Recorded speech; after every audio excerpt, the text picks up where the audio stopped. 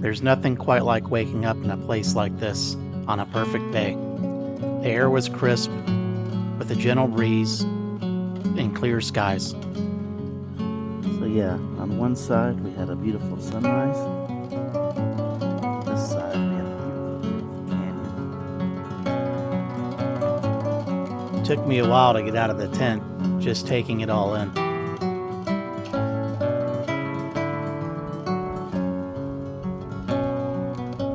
Outlaw Cave is located in the Middle Fork Powder River Recreation Area.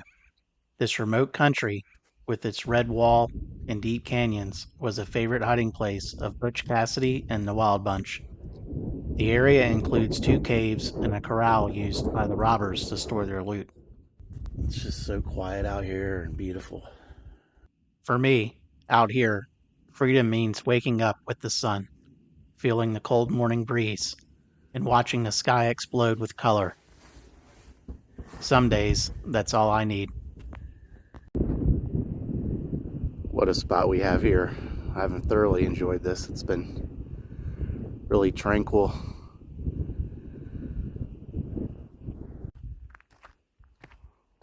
This place has been exactly what I needed. But now I'm itching to explore more of the beautiful country ahead. It was time to hit the gravel and head towards Ten Sleep. Yesterday it didn't get windy until about, I'd say 2 or 3 o'clock. But I'm hoping today the winds die down because I gotta pack up the awning. And so that's gonna be a lot easier to do if it's not windy. We'll see what happens. I'm gonna be heading up to Ten Sleep today. And I don't know if any of y'all have been there, but if you haven't, you definitely gotta check it out. All right, we were able to get the awning successfully stowed before the winds pick up for the day. So now you know what time it is. Coffee time. With coffee made and camp packed up, I was off.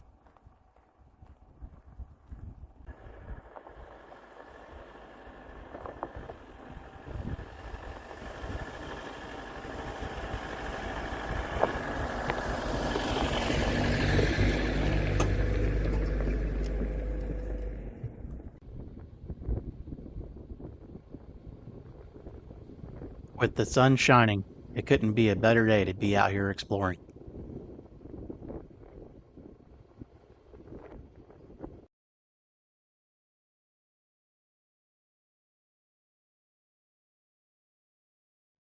I even got some glimpses of the local wildlife.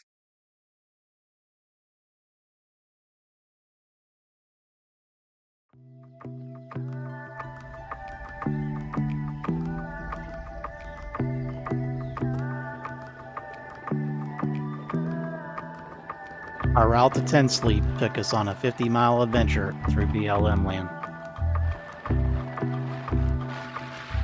The gravel road twisted and turned.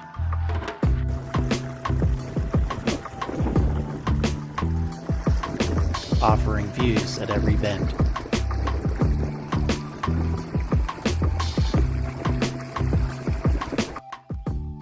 Wyoming has a storied history between cattle and sheep.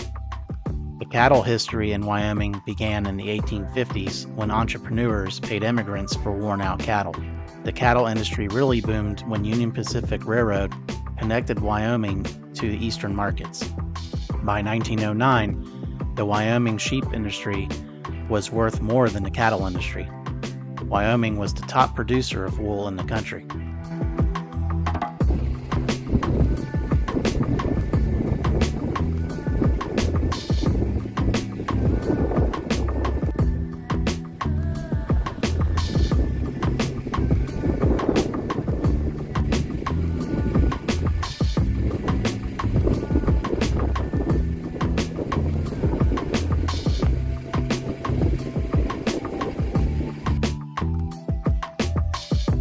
Ten Sleep Brewing is at the base of Signal Cliff. It is near the magnificent Bighorn Mountains and just outside of historic Ten Sleep. It is the perfect spot for overlanders, rock climbers, or any travelers to come off the road and enjoy great beer, listen to live music, and get a shower and refresh. So make sure you don't pass up this perfect oasis as you pass through the area. It's one of my favorite places to stop when I'm in Wyoming. Happy to be here.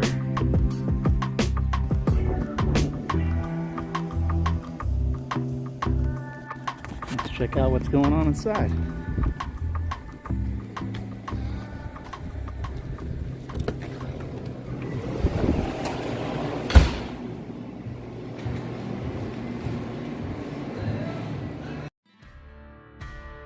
The brew house and tap room are located in the barn.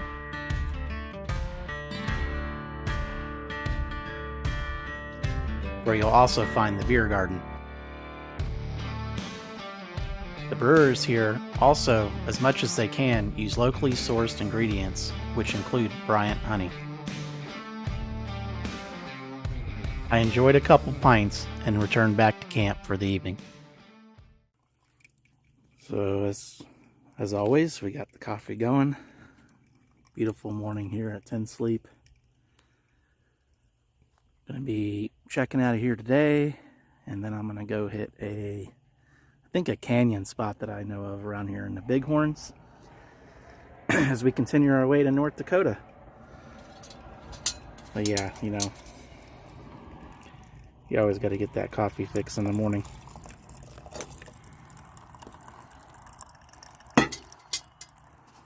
All right, I'll check in a bit.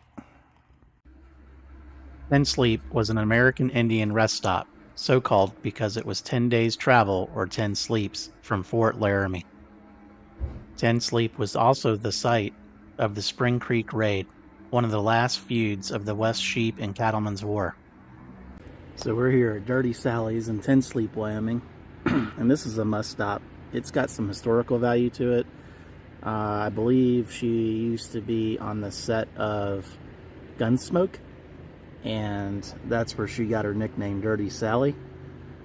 But other than that, it's also a great stop because it's a general store. You can get all kind of things in here. So we're going to go in there, and supposedly where it is they're getting their fresh produce shipment today. So we'll see what we can get. All right, so the sad thing is the fresh produce doesn't come till the afternoon, and I'm gonna just get on the road and get going and head into camp. But still scored some good things in there. I got some noodles. They have some really good selection of cheeses in there.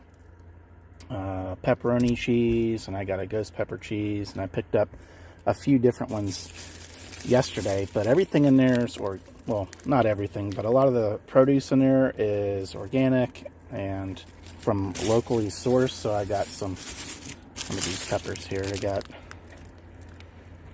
I don't know, some kind of hot pepper for salsa, it says, an onion, got some tomatoes, and I hadn't had this particular bubbly before. It's a blueberry pomegranate, so I got that to try out, and some Rotel, and that's about it. So other than that, we are going to pack up and head to camp.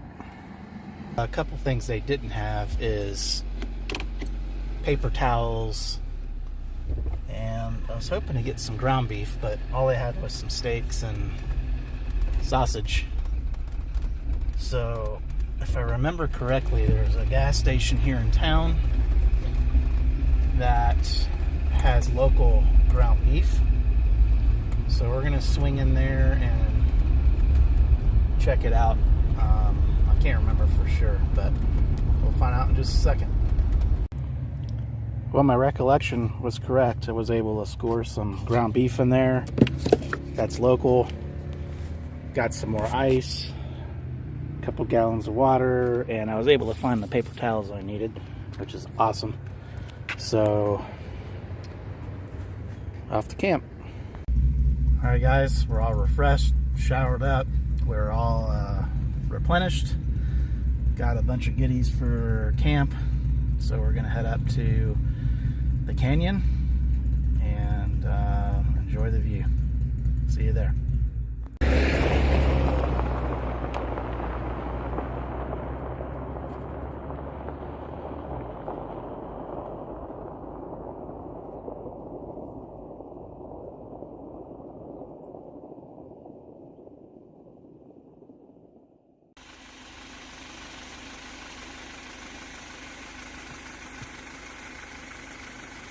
As I climbed towards the Bighorn National Forest, the roadsides were bursting with wildflowers.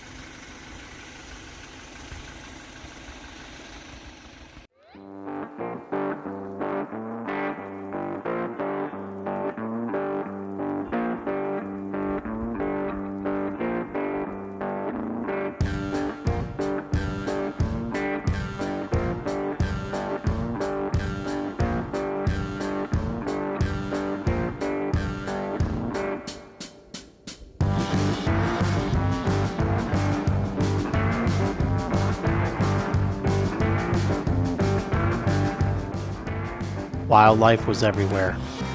Got a couple pronghorn out here. Very common. Well, not very common, but they're about as common as deer out in the east. So, pretty cool. Totally look like something out of Africa. I wish I could get them closer up.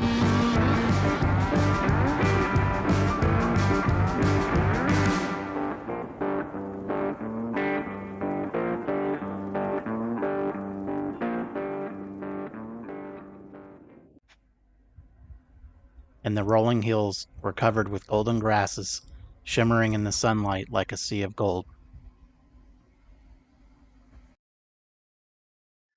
Coming off the gravel, we found ourselves in Hyattville.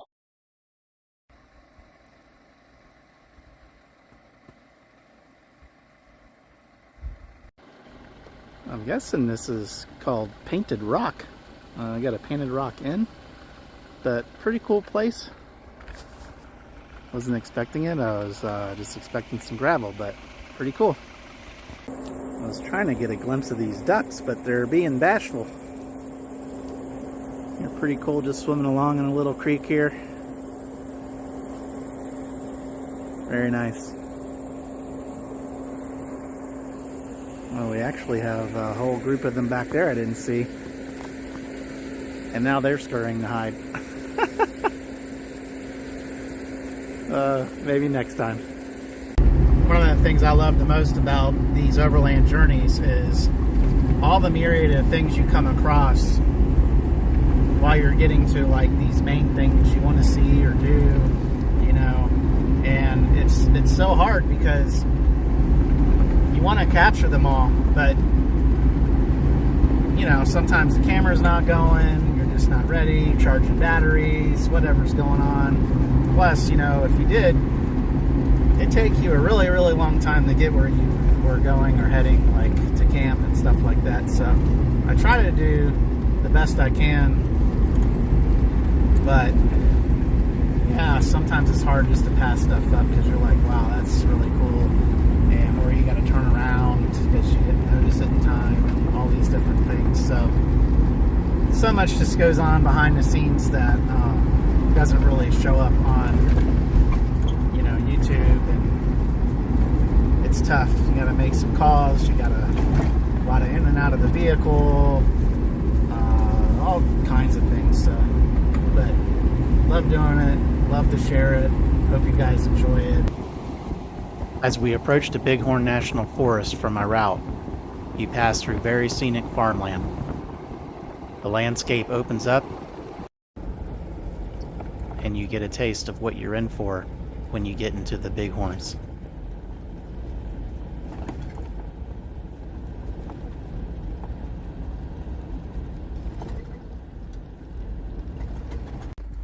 This is why I love this spot so much.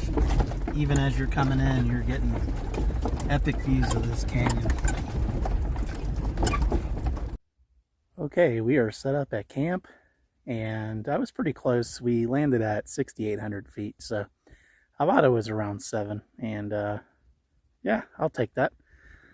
But that's not the view that we want. This is the view that we want, and as you can see, there's just a spectacular canyon here.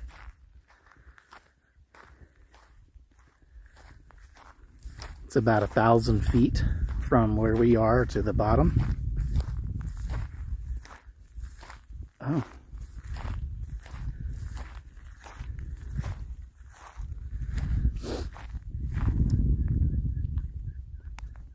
Well, that's interesting and pretty fresh. Looks like there's somebody's dog, I guess, buried there, I would assume. Oh, well, they didn't go very deep. That's interesting. But yeah, there's the things you come across. But yeah, and as you come around this way, you still get more of the canyon, but you also get this gorgeous plateau. And the sunsets here are just epic, as you can imagine. We'll get that tonight. Yeah, this is one of our favorite spots here. And luckily nobody was here. Yeah, it's only 11 o'clock, and the way I'm oriented, I think I'm going to go ahead and put out the awning. Usually try to get away with not doing that just as an extra step, but yeah, we'll go ahead and throw it out. There we go. Another minute or two effort there. I got the awning deployed. We'll have shade well into the evening and be even more comfortable, but I just can't get over how gorgeous this is. Not only the temperature and the weather, but every time I come here, I can't get over this view. One of the things I was happy to see at Tinsley Brewing was they have this barrel age series, and it's 10.5% ABV, and so it comes in these nice bombers with wax on the cap. So it's going to pair well with this place. All right, tonight we're looking at some burgers. Gonna do some jalapeno and onion, cook it in our lodge cast iron, and we're gonna sit here and watch this sunset as we do that.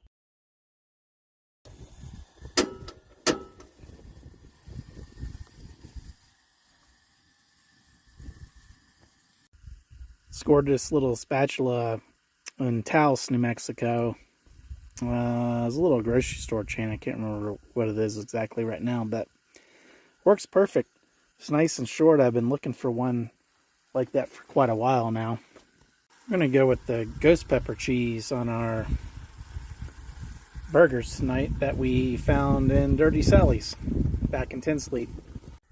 So wow, I gotta say, a lot of things claim to be hot or have ghost peppers or any kind of pepper in it, and there's really nothing to it at all whatsoever. It's not only is it not hot, but it's usually not even have any flavor, but this definitely got some kick to it. Okay, so we got our condiments board here, but after tasting that ghost pepper cheese, I may regret these jalapenos on top of that. You know, I like to put those on my burgers just to give them a little bit of kick and some flavor, but I think we're in for a hot one tonight. And we're still waiting on that sunset.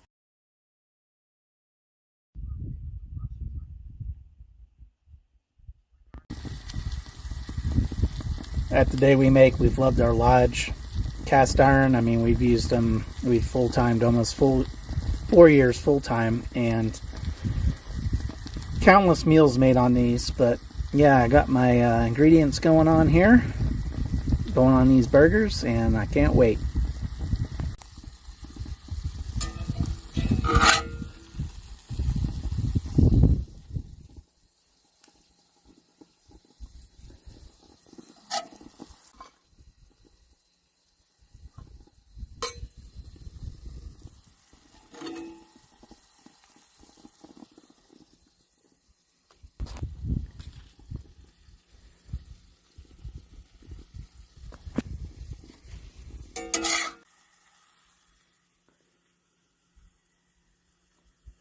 Can't forget the jalapenos.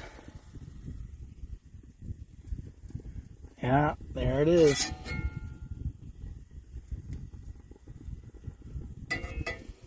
For Josh, I gotta put a little ketchup on this. There you go. There you go, bud. Yes. So we have our double cheeseburger with jalapeno, ghost pepper cheese from Dirty Sally's, onion,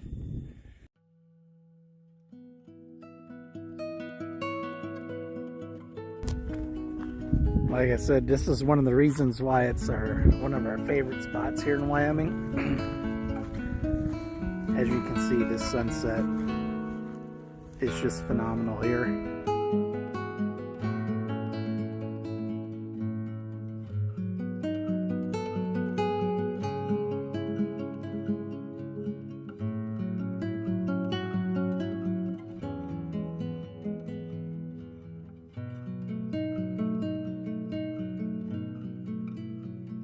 Love for y'all to enjoy this and share it.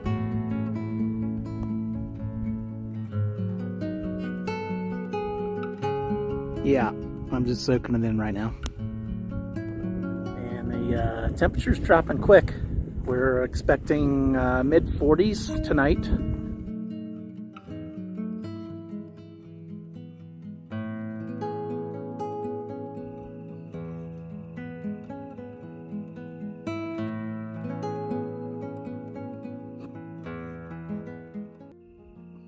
After a great day of soaking in stunning views and a fiery sunset, I woke to the crisp air and golden light of a perfect morning.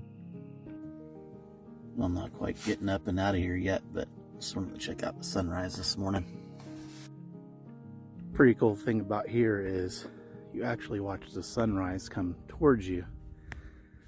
So that black shadow just works its way towards you and through this canyon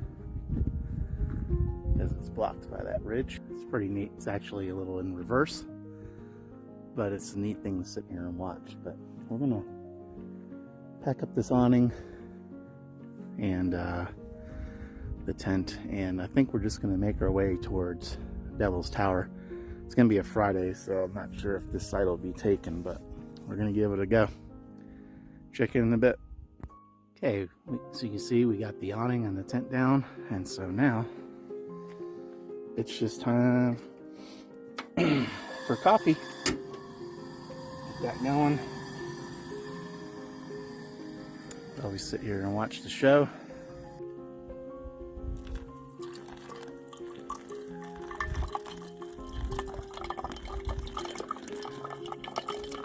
Over the years, I've seen people make coffee so many different ways. I just stick with the simple pour over.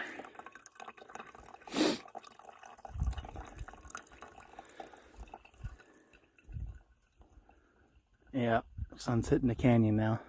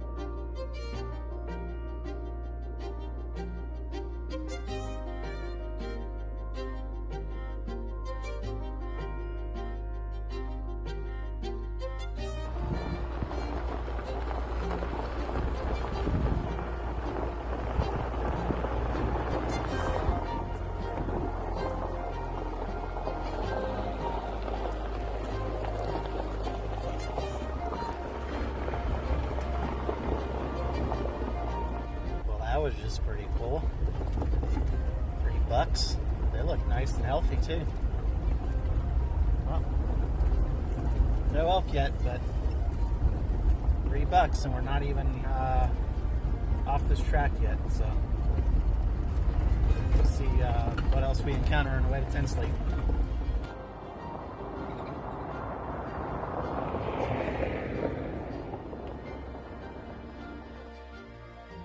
Devil's Tower grew larger with every mile, its presence growing until it utterly dominated the landscape. Heck yeah, guys, what a score.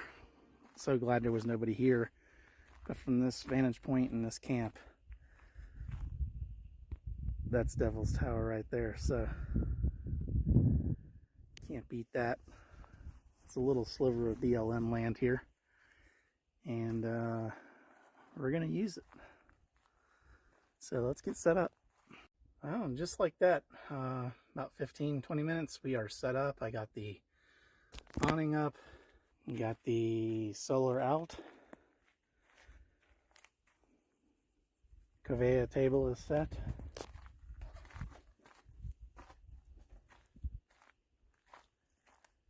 View is set of Devil's Tower. Especially these populated areas, I really just like to get to them early because your chances of getting a sight are a lot better. You know, after 3 o'clock, I found that things tend to fill up, especially easy ones to get to. And yeah, so got here early in the afternoon, but we definitely have the site that I was looking for. It's warmer than where we were.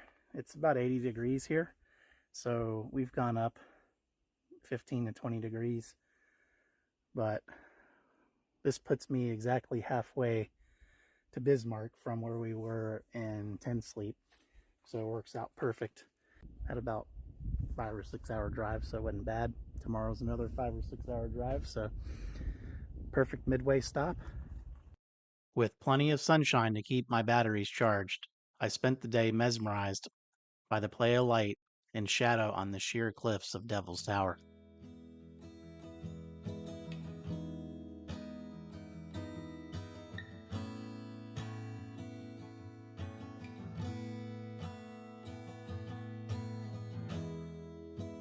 Vitamins and history books, psychology and a different way to look at it all. 'Cause my perspective is broken.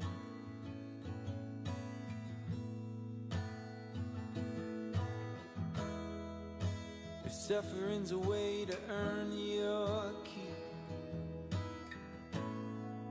I better start putting miles on my feet. Sometimes you just get some strange But I'm so tired creatures that show up and join you. wandering. Yeah.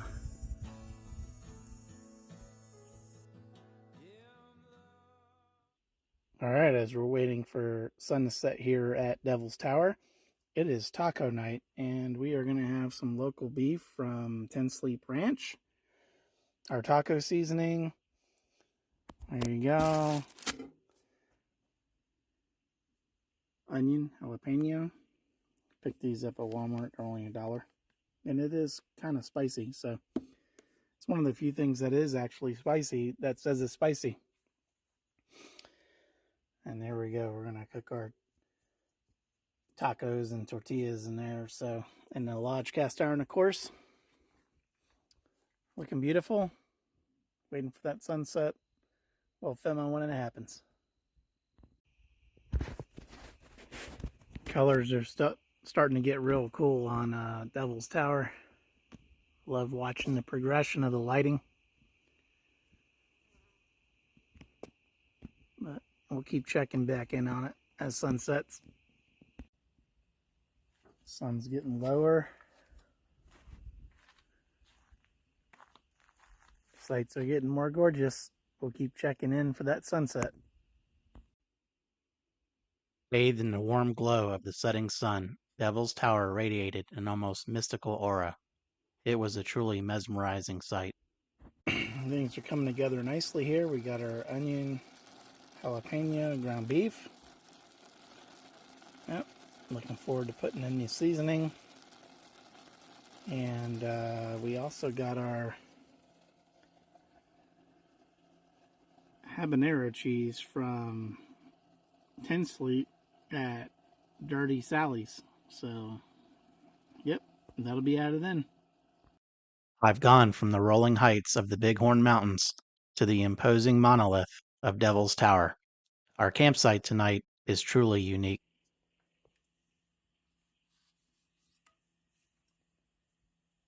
Okay, here we are. Got all the ingredients. And I almost forgot the fresh tomato we got from Dirty Sally's. So we're definitely going to want to throw a little bit of that on there. There we go. Yes.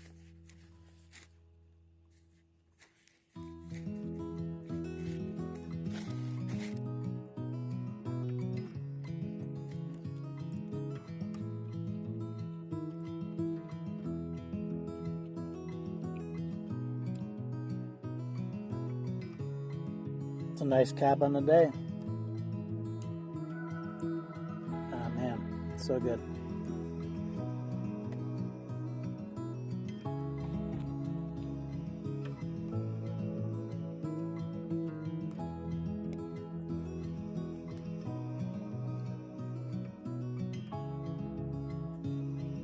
Well, good morning. We have a beautiful morning here at Devil's Tower. You can kind of make it out straight back there right now.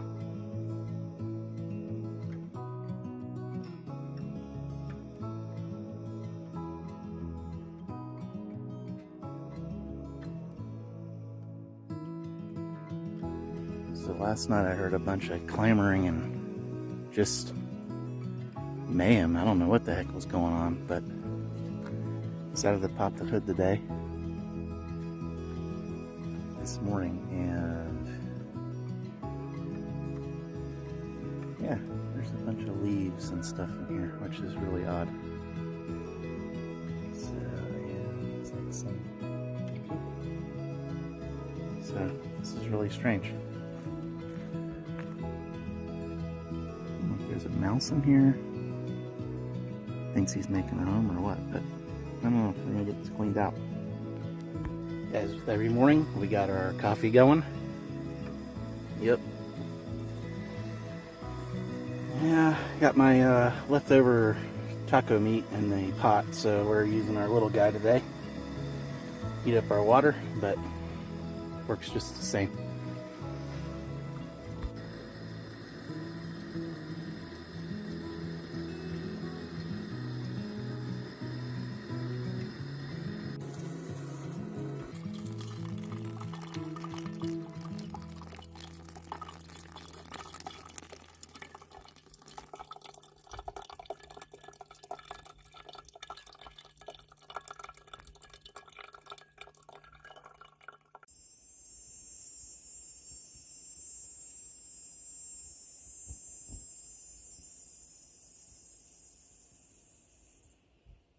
Okay guys, it's been another beautiful day here at Devil's Tower, and I'll show you what we got going on here for dinner. I got burgers to burn, so we are gonna have burger night. Got our smoked cheddar cheese from Dirty Sally's, some tomato, jalapeno, some onion, and these, I don't know if you had these crinkle cut habanero lime, but they're delicious. Just enjoying the sunset here that's getting ready to happen soon. Beautiful view of Devil's Tower, of course. And tomorrow we're going to be meeting up with my buddy Turtle. And he's got a YouTube channel, and we'll introduce him and his channel and what we're going to be doing when he shows up in Bismarck, North Dakota. And we'll share what we're up to.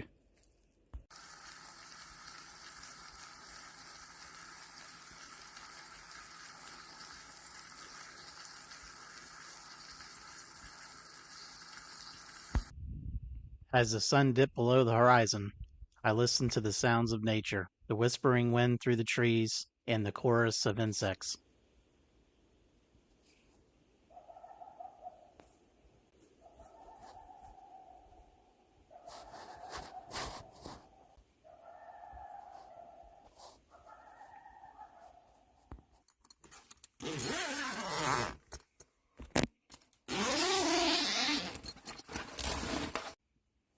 We have another beautiful sunrise here at Devil's Tower.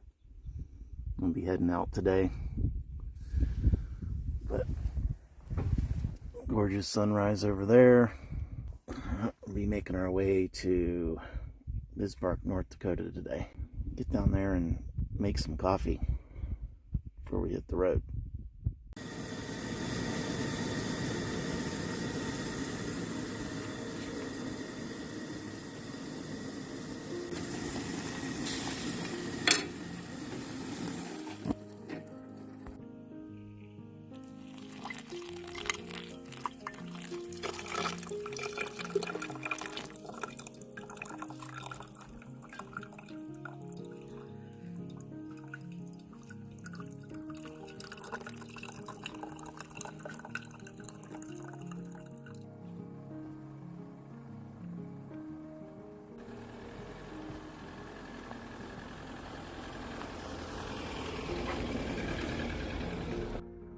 This was an awesome spot, but it's time to hit the road. I'm excited to meet Corey and start the next part of this adventure. Just heading out from camp and got this really cool, beautiful hawk or eagle here.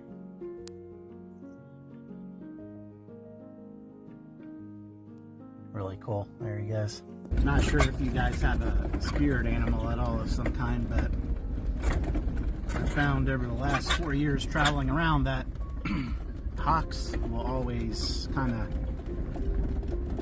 steer me and let me know I'm in the right place. For me, it's considered a good omen because everything's always worked out good, or I found my way, or I found a camp or something like that. Let me know what yours is. I was closing in on Bismarck, where Corey's flight lands tomorrow. We're about to embark on an epic adventure through the Badlands and beyond. Introducing Corey to the thrill of overlanding, and I can hardly contain my excitement. Come along with me on my next adventure, where we explore iconic national parks. Hey guys, thanks for joining us. We are here at the Painted Canyon in Theodore Roosevelt National Park. Enjoy unexpected culinary delights and stumble upon hidden corners of the country.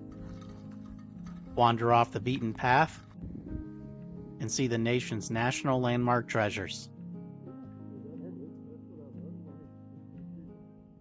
Eager to tackle his carefully curated list of his final 4 states in his 50-50 challenge. In this personal challenge, he's to go to 50 countries in all 50 states by the time he's 50. And this is our first stop. So we've made our way between Buck Hill and Wind Canyon, and the view up here is amazing. But what's also nice is the crowds are over there at a different little area, and we found this trail that came to this spot, and we have the place to ourselves. It's quiet, peaceful, and surreal. We opted for a scenic loop trail just under 2 miles that wound through the landscape. But don't let the short distance fool you. The sights were impressive.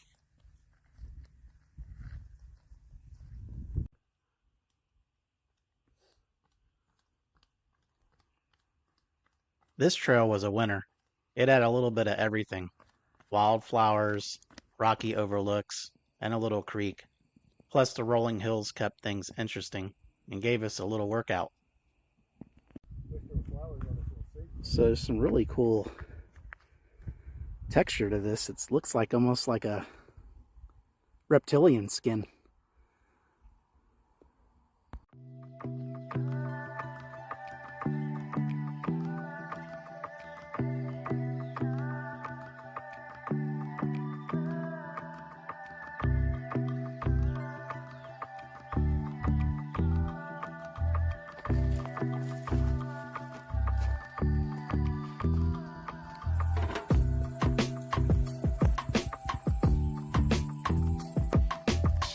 So many like blueberry bushes here. I'm assuming they're blueberry bushes.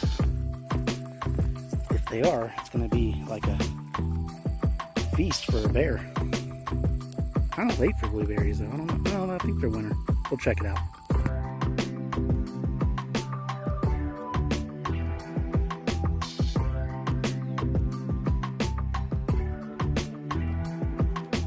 Oh, that's cool.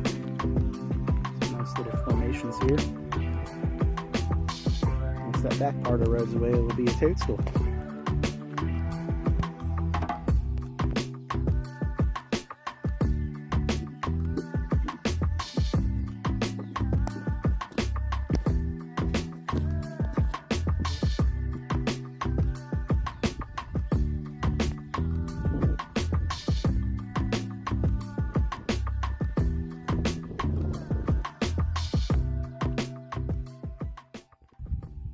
this section of trail is a loop trail that we just completed, and it's about a mile long. But what I'm curious is if you guys want to comment below, is something that I've noticed backpacking and hiking around loop trails is if you go counterclockwise, do you find generally odds are that it's going to work out better for you as far as... For example, I have found when I go counterclockwise, my ascents seem to be more gradual and the views are better.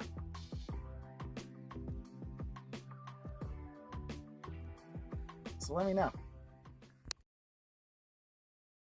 After our hike, we hopped in the rig and took the scenic drive loop through the park. We passed through large prairies, cliffs, and colorful rock faces, and a lot of wildlife.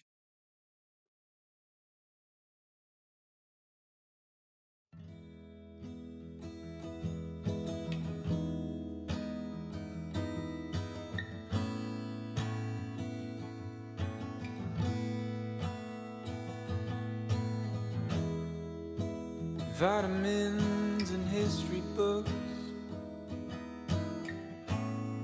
psychology and a different way to look at it all.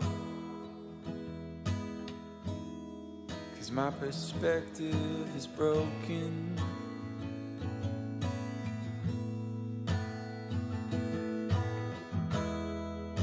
If suffering's a way to earn your keep, I better start putting miles on my feet. But I'm so tired of wandering.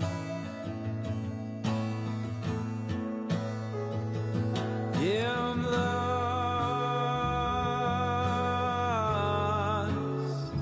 but I'm living.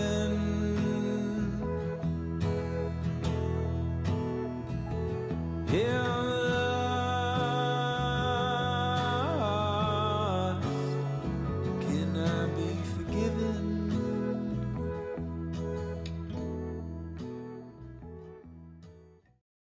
I think it's a little fox. That'd be a big ass coyote.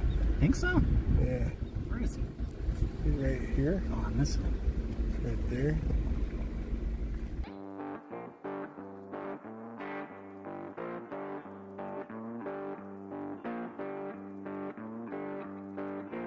Our spontaneous adventure had taken us on an incredible journey, but we found ourselves without a planned campsite. So we hit the gravel to explore our options for the night to spend under the stars.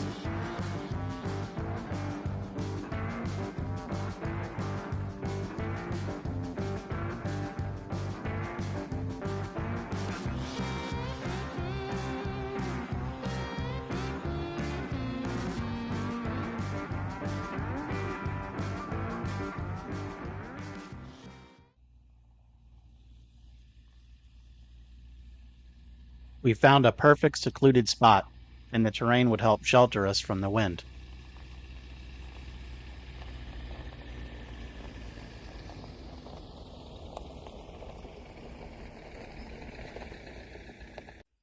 Okay, so we made it to the designated campground. It's a primitive established campground. It's got some fire rings, picnic tables, and a vault toilet. But more importantly, Corey has concocted, we got potatoes, mushrooms, onion, garlic. Is there jalapeno?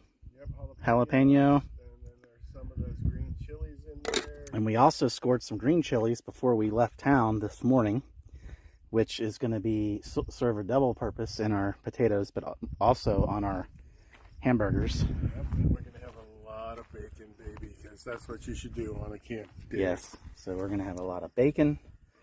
We're going to have burgers. We got some tomato. And my wife will be proud because I'm having vegetables in a campsite. Balanced diet. Yep. And we can't forget our Beer. What do we have here? Goose Island Bourbon Stout. It's already empty, sadly. But it has notes of vanilla, cocoa, cherry, caramelized sugar, and almond. And I'd say it's delicious. Ding.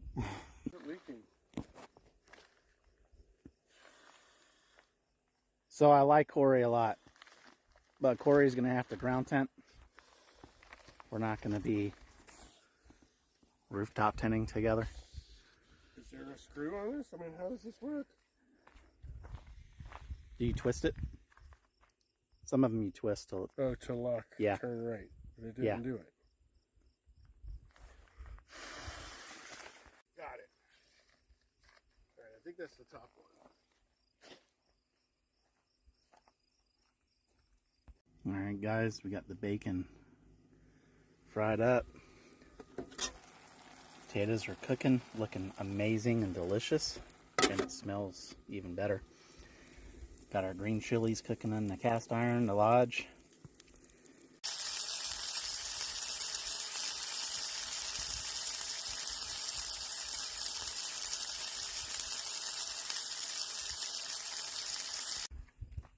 So how's the burger experience? Bacon heavy. The peppers are delicious. View is awesome. I'm already ready for bed.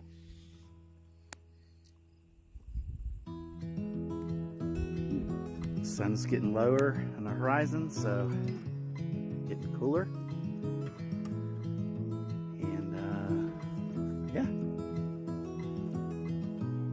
beautiful spot here in the grasslands.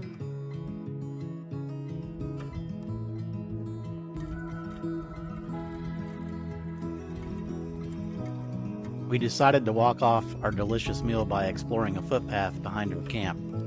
This was perfect because it gave us a really good view of the surrounding landscape, and it timed perfectly with sunset.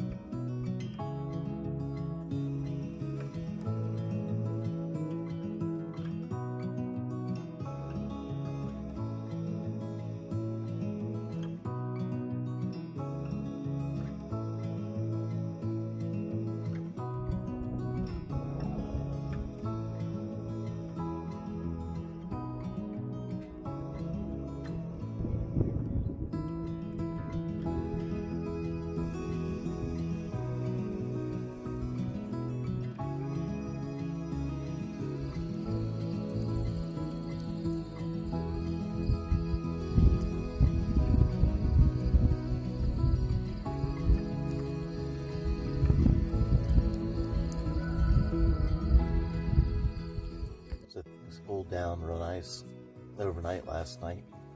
It was low 90s yesterday, so but I think we're supposed to get in the 80s next couple days, which is nice. But looks like we have a nice sunrise this morning. Colors are getting real nice.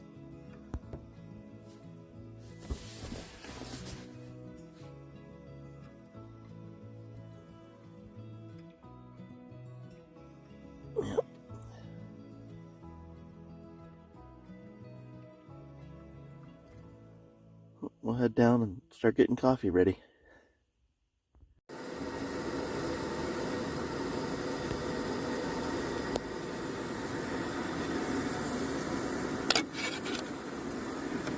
Water's almost boiling.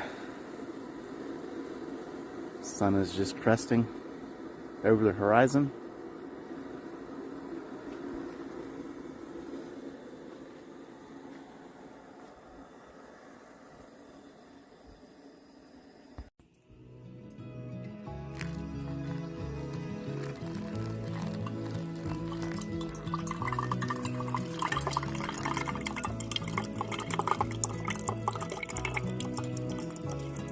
After enjoying the sunrise and topping off our coffee, it was time to hit the trail for more.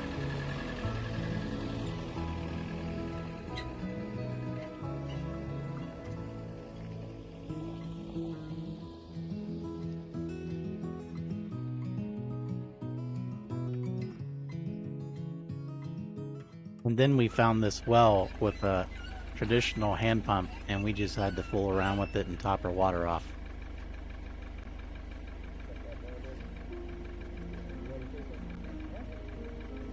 Oh, it's rolling.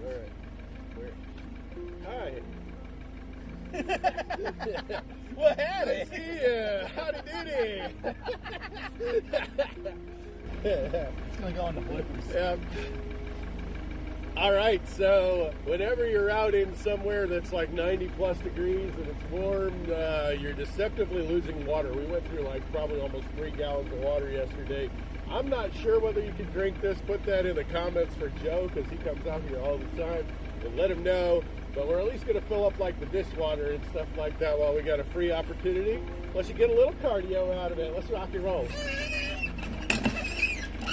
I had it primed just a minute ago. This is supposed to go a little faster than that. The water? You gotta lift it. Oh, it was lifted. There you go. No, you gotta hold it. Wow, All right. that's got some good flow. Yeah, but this will get a little rinse off too. But you have to lift it the whole time. This is really difficult. Little bird bath. All right. Yeah, you got a little water fountain here, so it must be drinkable. Like, why would they have a water fountain if it's not drinkable? I don't know. I don't know if I would trust that. All right, let's get it on.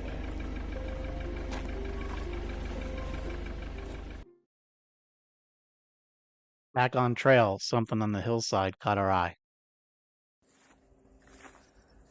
So we definitely have come across a trash heap of some kind. But we're kind of trying to see what the age of this is. Not as old as I was hoping. It's like from the 60s or something. I mean, if you look at this little stove oven here, that's pretty awesome. I was hoping for some really old bottles. Not that I'd even bring them home or anything. That's pretty cool. Wow. Lots of bottles from the 70s. If you were down on the bottom of this, I bet you'd find 40s and 50s stuff. Yeah, there may be older stuff down below. They were using this as a dump for a long time. Must have been a little house right up here.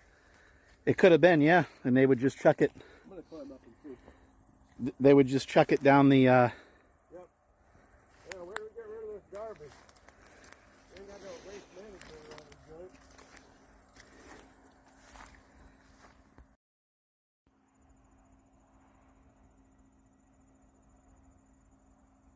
By now, we were in need of a snack, so we stopped in the neat town of Medora. We stopped in the Farmhouse Cafe, and we each had an Indian taco, and it really hit the spot.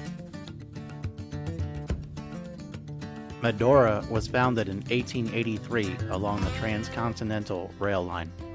Most notably, in 1903, President Theodore Roosevelt visited Medora and had invested in many ranches in the area.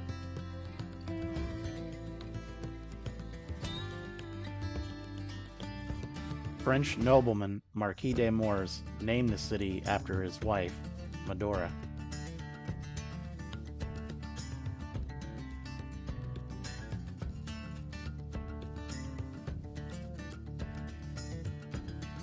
Refreshed from lunch, we headed out of North Dakota and made our way to Deadwood, South Dakota. We still had good daylight, so we decided to explore the historical district of Deadwood. That's one way to do it, isn't it?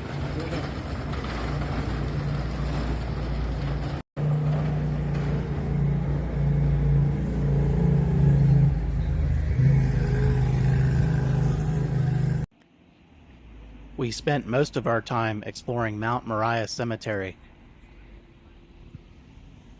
where history buffs can see the graves of Wild Bill Hickok, Calamity Jane, and many other notable personalities of the Old West.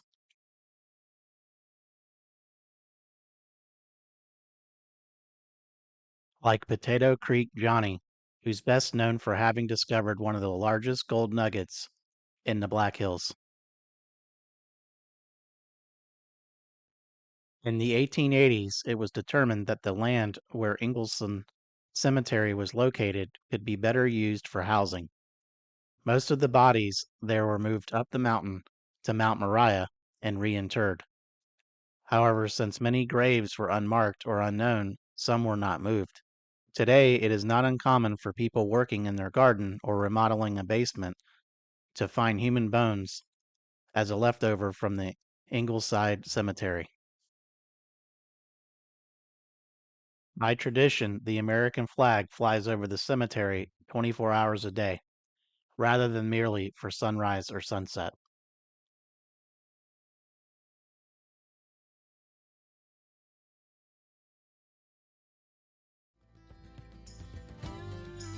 Chinese immigrants, upon arriving in North America in the 1850s, continued to practice their traditional mortuary rituals. Evidence of these rituals can be found here as well.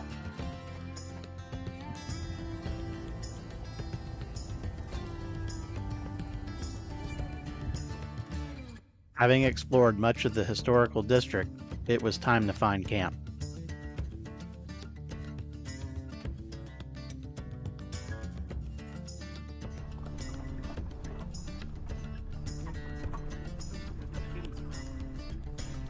Corey's personal challenge to visit all 50 states brought us to the stunning Black Hills National Forest in South Dakota, which is his 48th. With only Iowa and Nebraska left to explore.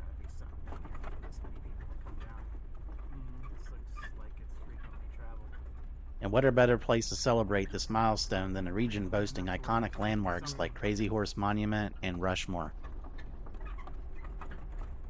But before those monumental encounters, we had to find a good spot for the night. What? You just gotta open it and close it. Oh, really? Yeah.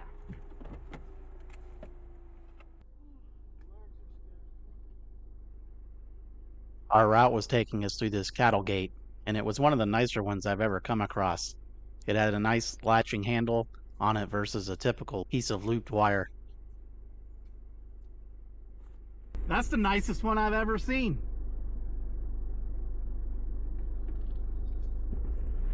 There's usually like a strand of barbed wire around it. Got lots of barbed wire around it. Well, I mean, there's no latch like that usually.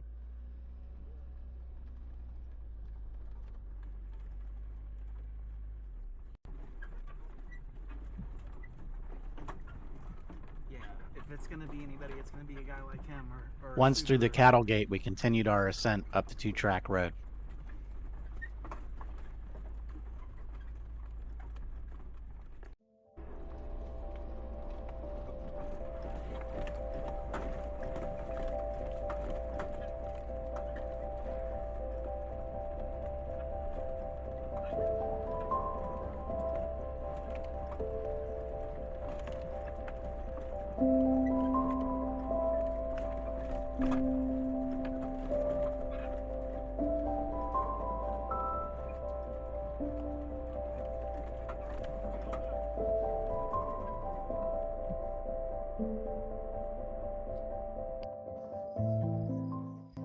So we made it to camp today.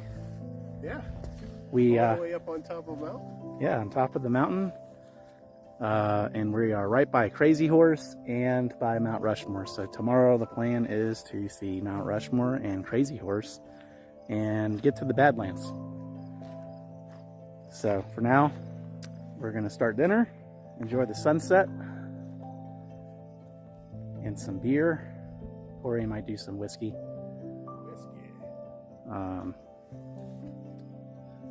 Yeah, check in a bit. This is actually nice having Corey along because I have a chef. Look at this. I don't have a cool hat though. What are we making? Oh, we're just gonna do some all-day IPA beer brats with some onions and mushrooms and some hot peppers. Yep, and those came from Griddle it Dirty. all up. It's gonna be good. These came from Dirty Sally's. If you remember back in Wyoming, Tin Sleep. And they had some heat to them, didn't they? Yeah, we only used one last night, and it flavored it well. Yeah, Like a little spice here and there. absolutely.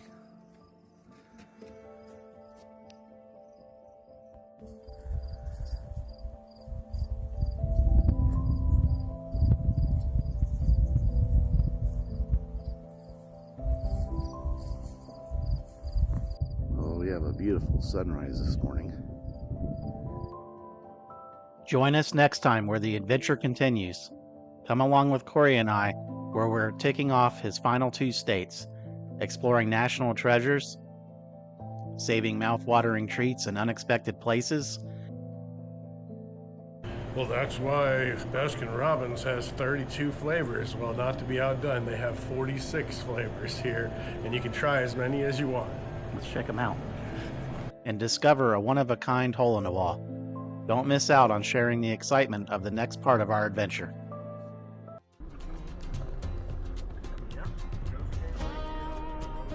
Leaving the beauty of the Black Hills National Forest behind, we're setting our sights on the iconic Crazy Horse Memorial.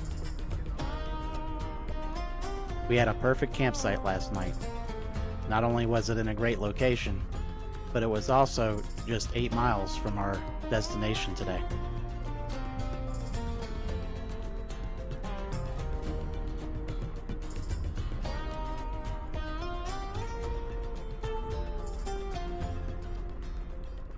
Like a giant rising from the earth, Crazy Horse commands your attention long before you reach the visitor center. Its presence looms large, a monument to perseverance and vision. So according to my dad, I'm related to this guy because he's the nephew of Sitting Bull, and my great-great-great-great-grandmother was the great-granddaughter of Sitting Bull. Her name was Betty Anoki, but everybody called her Anna. And then she was Anna Kirkula, because Anna is, there's lots of Finnish people named Anya, and they just call them Anna, and then they covered it up. We weren't Indian anymore. Interesting. Yeah.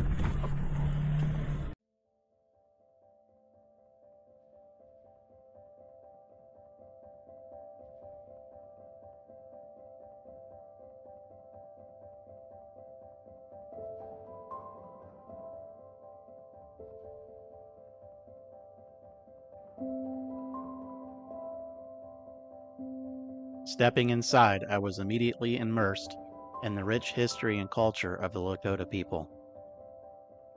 The abundance of photographs and artifacts offered a powerful glimpse into their heritage and beliefs, a testament to the museum's commitment to preservation. The museum's collection was truly impressive. Photos and artifacts vividly brought to life the history of the people who call this land home.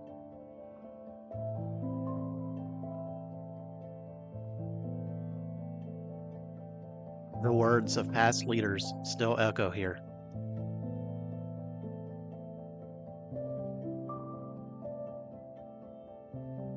Their wisdom and powerful statements resonating through the generations.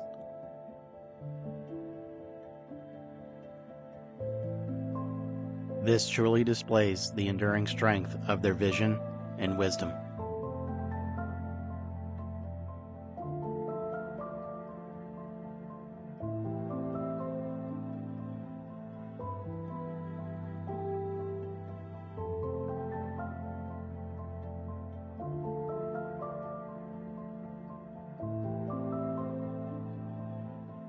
This canoe is so impressive and puts their skill on full display.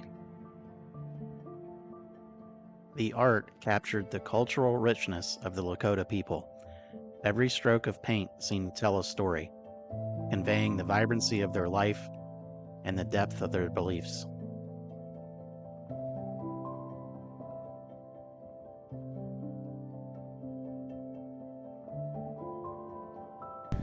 So we had a short trip from camp here at the Crazy Horse Memorial. We have a really nice visitor center with lots of artifacts, really great video. And this is truly an incredible place. It's definitely got a spirit and energy to it. And the monument itself is impressive. And it's not even, probably half complete. So I hope I live to see the full completion because it's already impressive. While a final completion date remains open-ended, significant progress continues with sections like the hand, arm, and shoulder projected to be finished by 2037.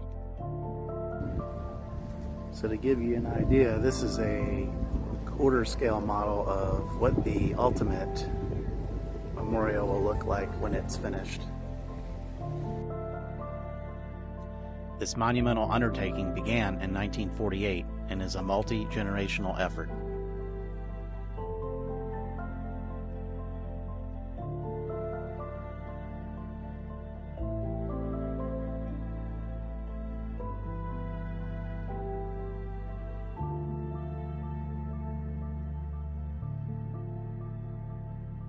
This information board gives you an idea of the scale of each individual component of this monument.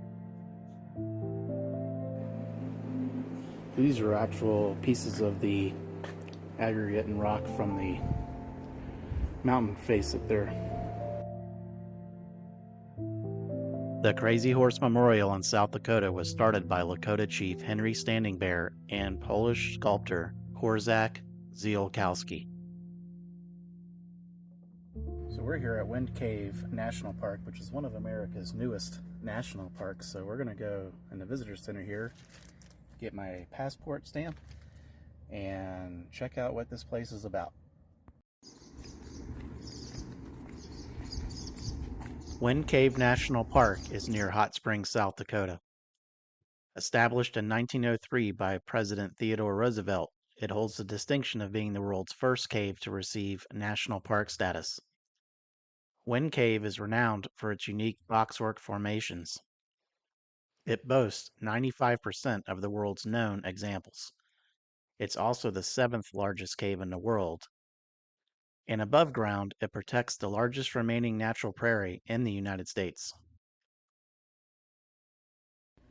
Okay, so a bummer is the elevator is closed, and that's part of the route for the cave. So the entire tour is down. So we're not gonna be able to do that. There's apparently some really nice hikes, but we're about to have like some sort of hailstorm come through. So it's time to go get some food. There's a place called Hot Springs that apparently have tepid springs that we might get in, wash some of the funk off of us, and come back when it clears up. Yeah, so we have weather rolling in, a bad elevator, so we're just gonna roll with it. See you in a bit. This area is known as Cascade Falls, and it's supposed to be like some hot springs here, so we're gonna check it out. Cascade Falls, fed by the 67-degree waters of Cascade Springs just 2 miles upstream, is a delight to swim in. These artesian springs create a unique microclimate, nurturing rare plants found nowhere else in South Dakota.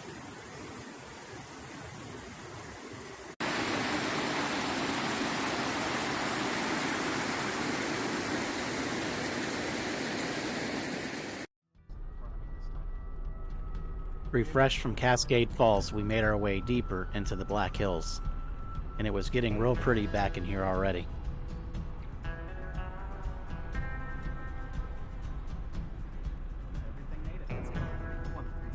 We were looking to set camp for the day and start exploring again tomorrow.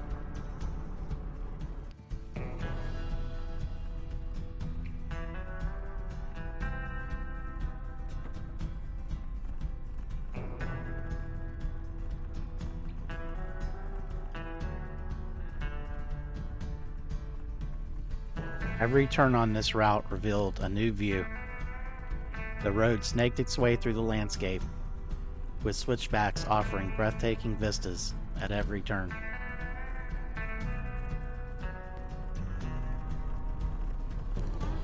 The name Black Hills comes from the Lakota words Paha Sapa, which mean hills that are black.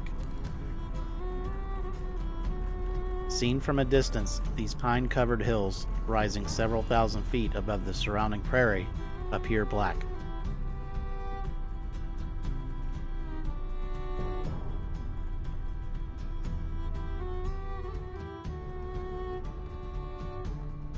Following this 2-track road, we hoped to find the campsite we wanted to be unoccupied.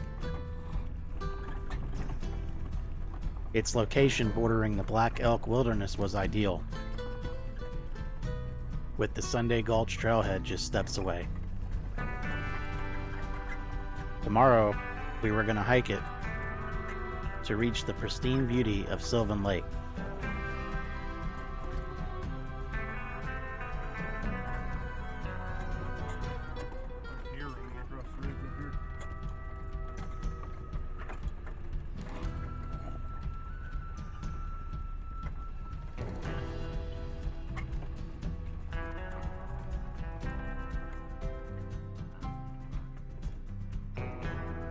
We were in luck.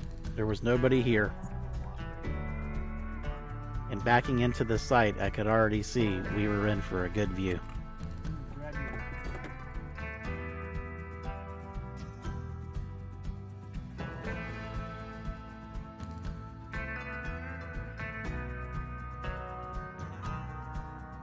We set up camp and settled in, enjoying the last rays of sunlight as we chatted about our plans for the next day's adventure.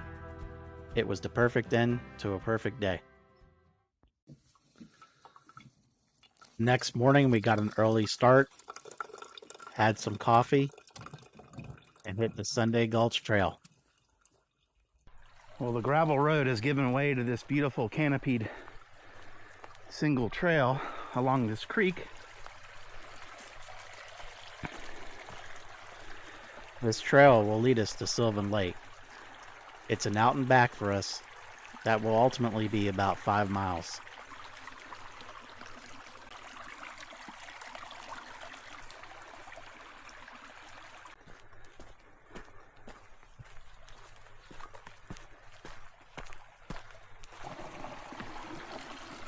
I was really surprised by how lush the trail was and how many creek crossings we had.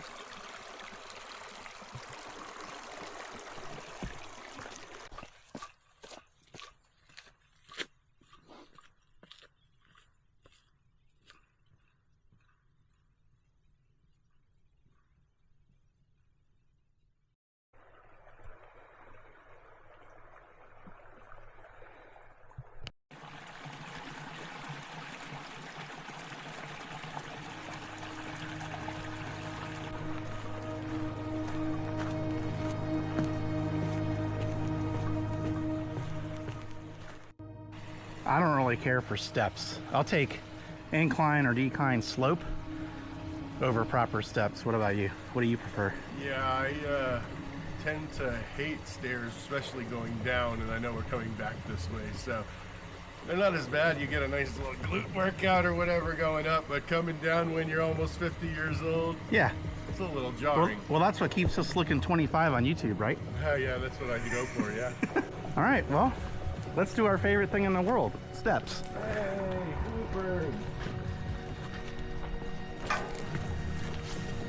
It was nice of God to put this handrail here.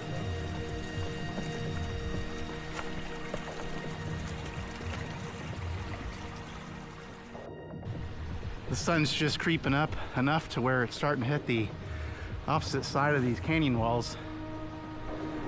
And it's gorgeous.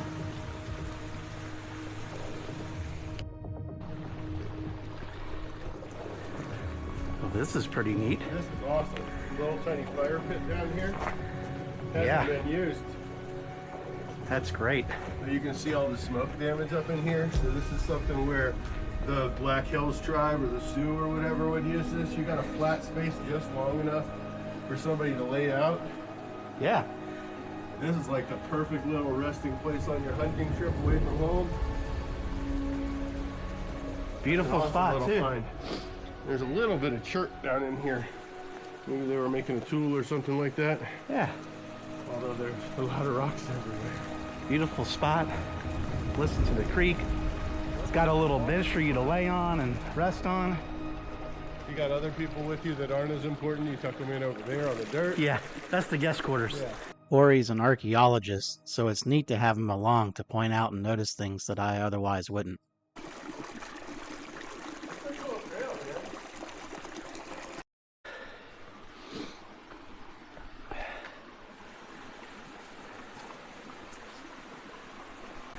So we're liking this trail already because it's just diverse.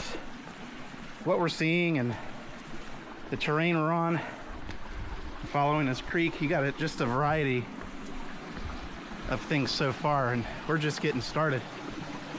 We're probably still within the first mile or two.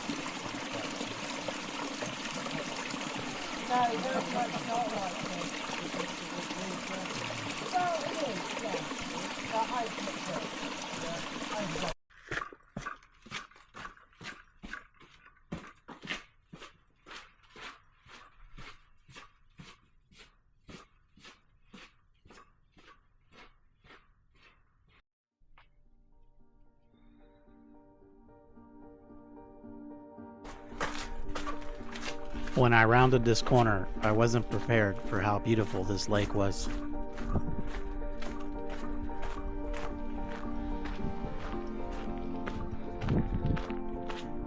Morning.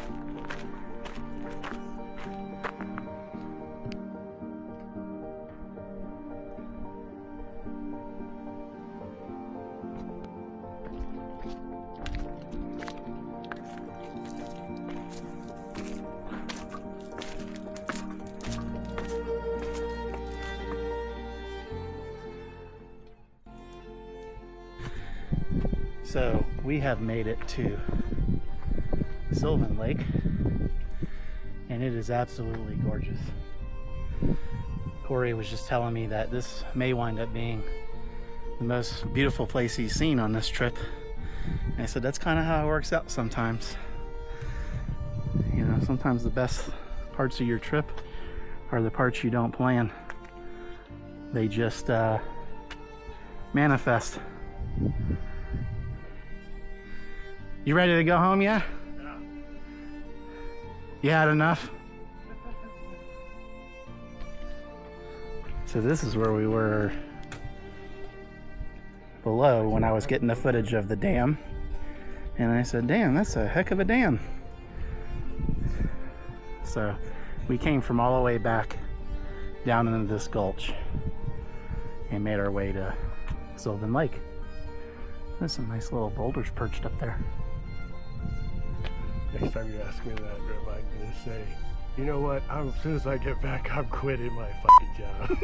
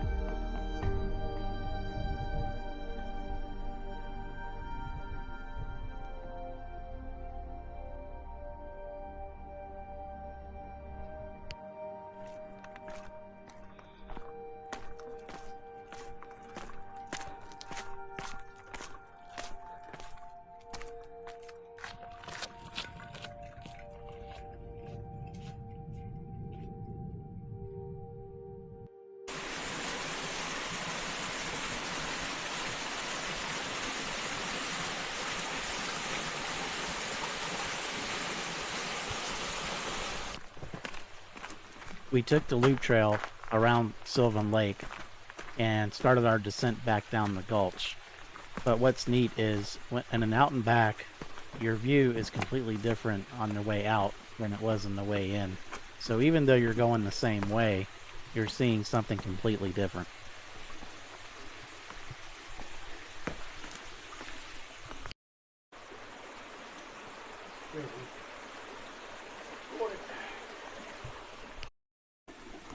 Well guys, thanks for joining us on this journey through Sunday Gulch Trail. Yes. Up to, I don't even know where we're going. Sylvan Lake. Sylvan Lake. Sylvan Lake, and it was beautiful. It's one of the more beautiful lakes I've ever seen in North America, so definitely worth the hike.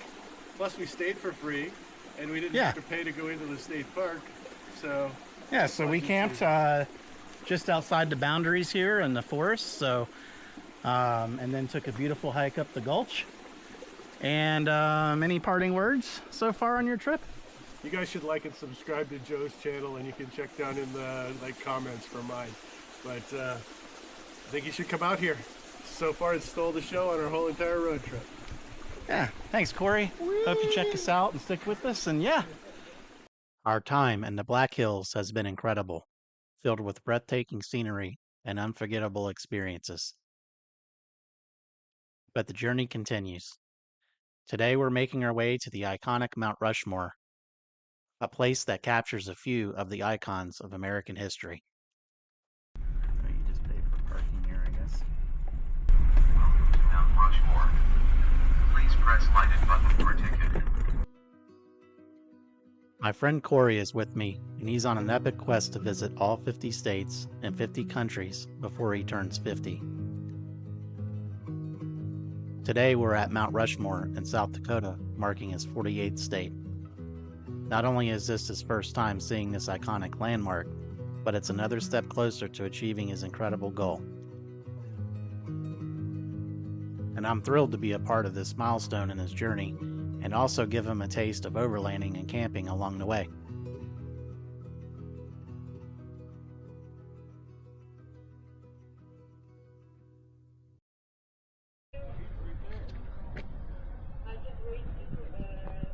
We made it. Mount Rushmore. From the moment you enter the monument, you already get an impression on just how large this colossal sculpture carved into the granite really is. The 60-foot heads of George Washington, Thomas Jefferson, Theodore Roosevelt, and Abraham Lincoln carved into the mountain were chosen to represent the nation's birth, growth, development, and preservation.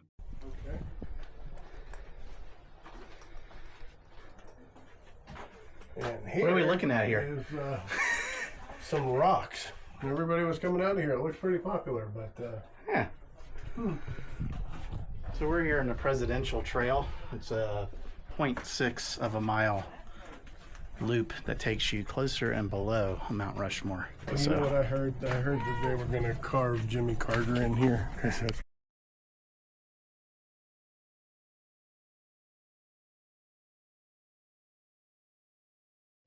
So on this section there are 425 stairs or steps that are strenuous, it says.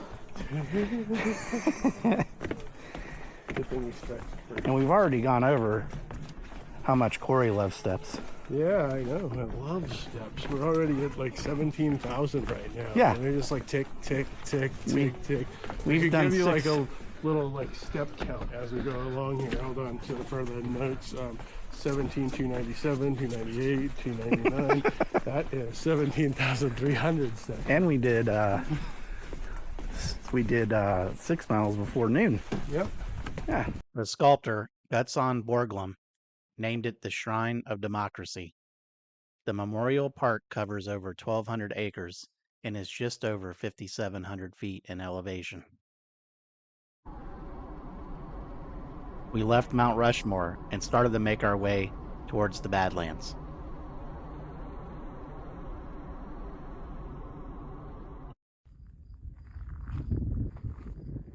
Before we made it to the Badlands, we came across a town that caught our interest. So on our way to the Badlands, we happened our way upon this ghost town, I guess. It's not much to it, but this caught my eye. I don't really know what this is, but We found ourselves in the town of Scenic, which had the feel of a ghost town.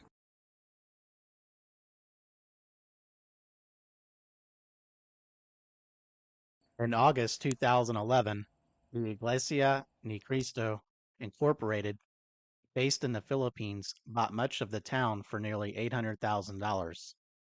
The Rapid City Journal wrote them to find out why they purchased it. However, no response was ever received, and little has been done with the town since.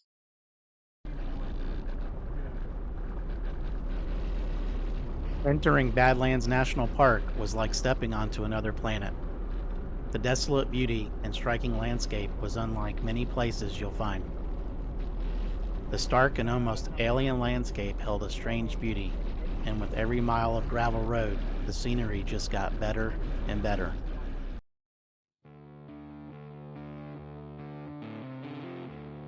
The land here has sharply eroded buttes and pinnacles, along with the largest undisturbed mixed grasses prairie found in the entire United States.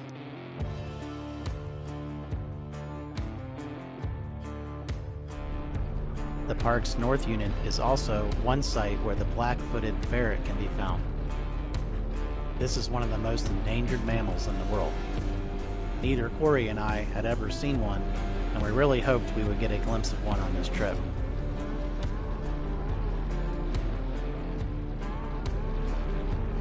For 11,000 years, Native Americans have used this area for their hunting grounds, long before the Lakota or the Paleo Indians, which were followed by the Arikara people.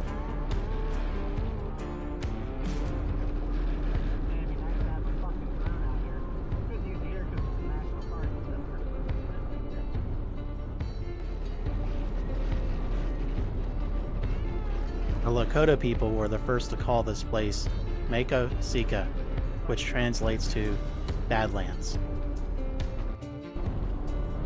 By the late 19th century, the U.S. government had taken much of the territory from the natives, who were forced to live on reservations. In 1890, thousands of Oglala Sioux became followers of the Indian prophet Wovaka.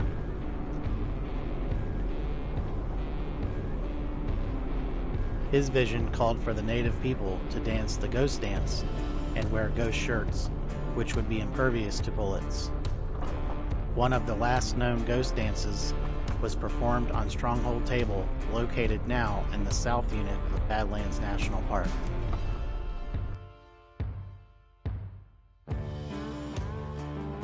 From the top of the Badlands wall, they could scan the area for enemies and wandering herds.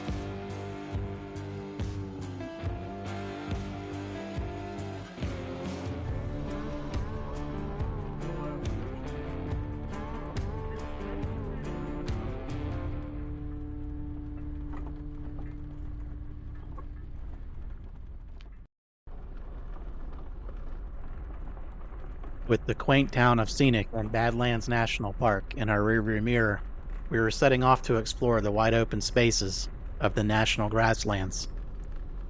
The hunt is on for a secluded campsite with breathtaking views.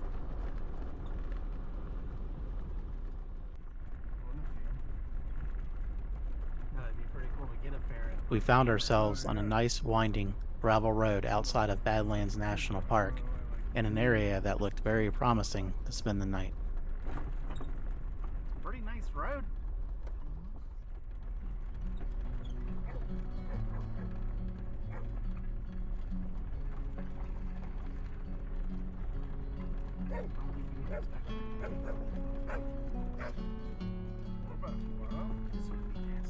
I was glad to see that this area was dry, making our go much easier.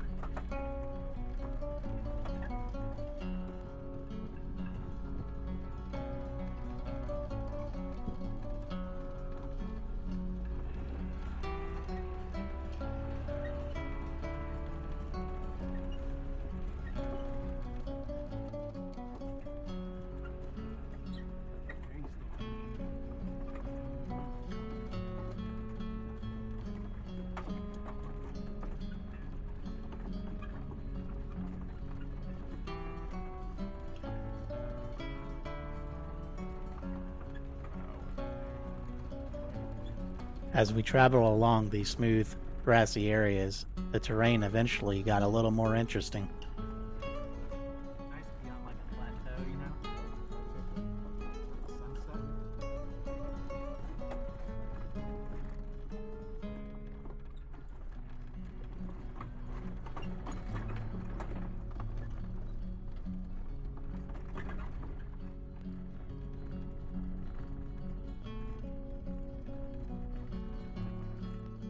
It's here when we noticed the perfect spot for the night. You like that?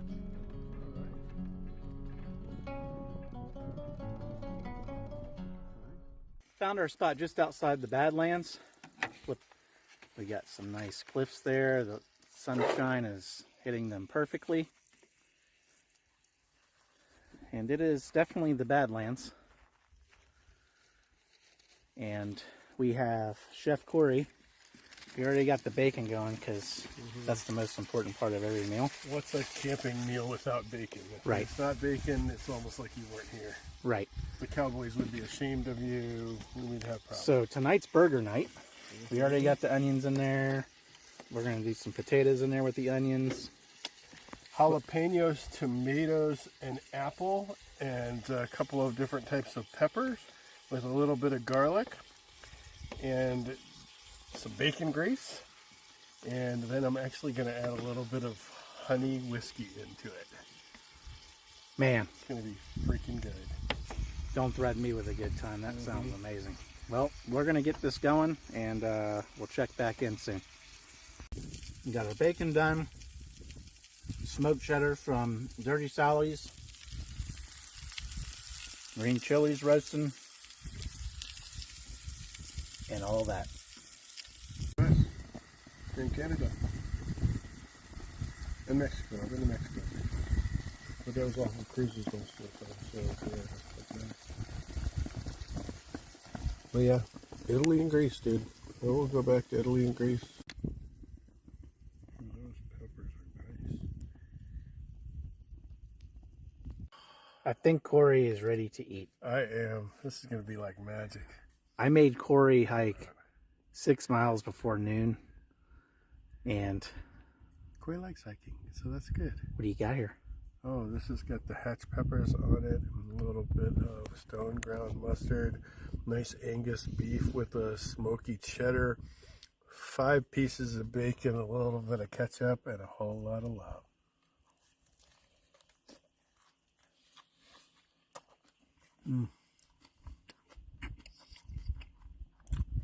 If you're not wearing it, you're doing it wrong. Next up is the vegetable melody. And so what always makes things when I mix them like this is the combination of some spicy peppers and apples and garlic and onions.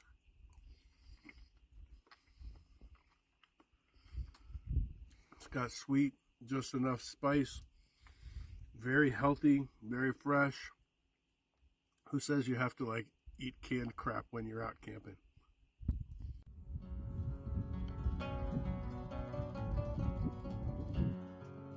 After a great meal, it was just time to sit around, enjoy the scenery, and what was going to be an epic sunset.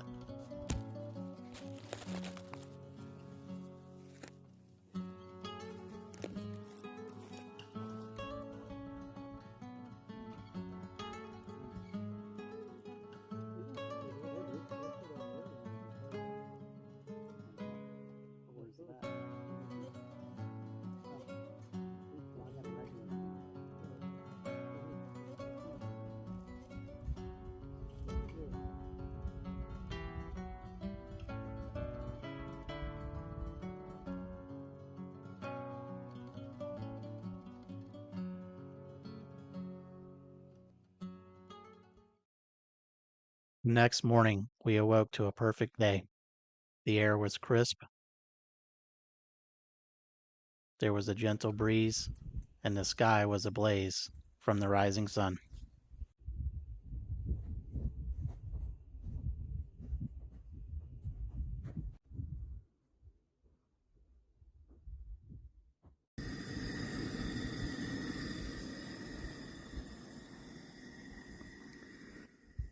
Well, we have a beautiful morning here in the Badlands, and after coffee and packing up, we are going to head to Badlands National Park, check things out there, and then, I don't know, we may do another night in the Badlands. Corey seemed to really enjoy it, so see what we decide to do. There's Corey.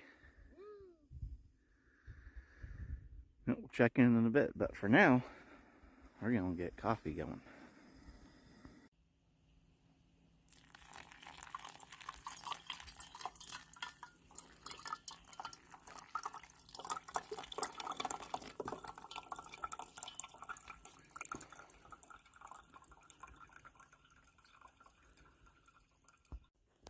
So I put this bag of tumbleweed fire starter here because there is a prickly pear, a mean looking prickly pear directly behind my stove and kitchen. So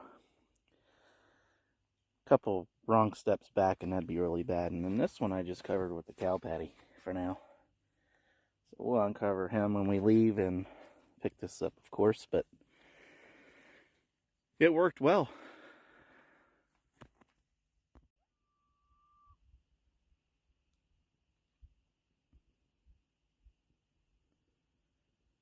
I don't know if it's making it out on camera, but the coyotes were being very boisterous this morning. After coffee was made, we packed up camp and continued making our way across this area. I was really hoping the path ahead would continue being dry.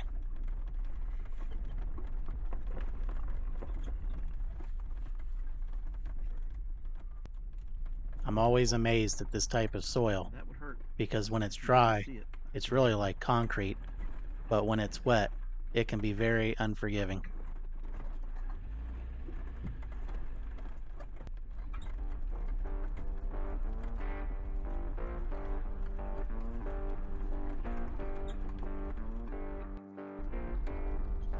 With the sun at our back, it made the grassland glow golden, and it really made the horizon pop.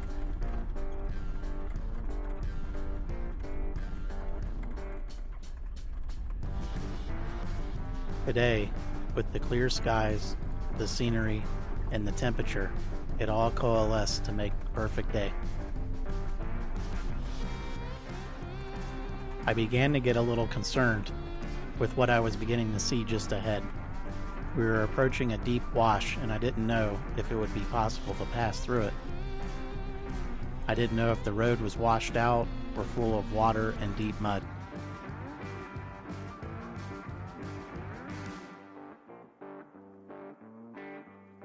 But as I rounded the corner, I was immediately relieved.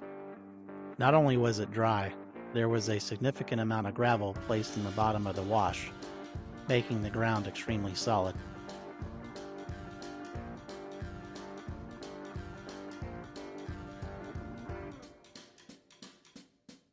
We were a ways back in here, and I especially didn't want to have to backtrack.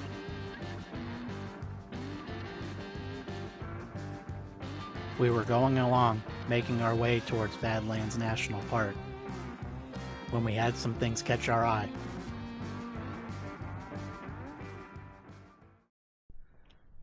Well, on our way out to the visitor center, we noticed this, something caught our eye over against the wall over here. That looks old and interesting, so we're gonna go check it out. Have they pointed out all the weird black stuff to them yet? No. Want to talk about it? Sure. I hadn't seen this anywhere either. Yeah, this is something that I've never seen or even heard of. And it seems to be like on everywhere that had a grassy layer, there's essentially what seems to be lightning glass. Some sort of crystal here. I think that something, maybe a meteor hit here and just set off so much heat that it actually burnt the sand along the sand and made essentially lightning glass, like throughout the whole valley here. That's really cool, and there's so much of it. If we could find a value for it, and we might be rich. Yeah, there's no shortage of it out here for sure, but it's definitely unique. I hadn't seen it in any other area I've been in. I'm going this way to avoid the prickly pears. He's got actual shoes on, and I have, of course, just my chacos, so, you know, can't take the Florida out of me, I guess. It's great to have Corey along because he's an archaeologist and he can identify and give technical knowledge about things we're coming across on this trip. Little vertebrae here. Pretty cool.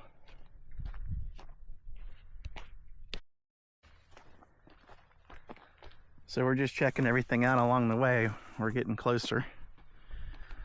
But it's all the way back here against this rock face. There's actually another little item over here.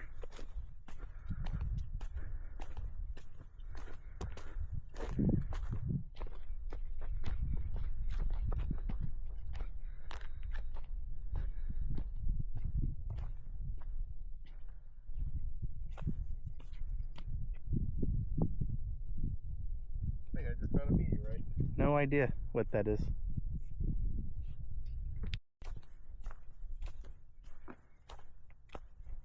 That's got lots of bullet holes in it. Yeah, I think it is a washing machine. A washing machine or a refrigerator. Yep. I called it.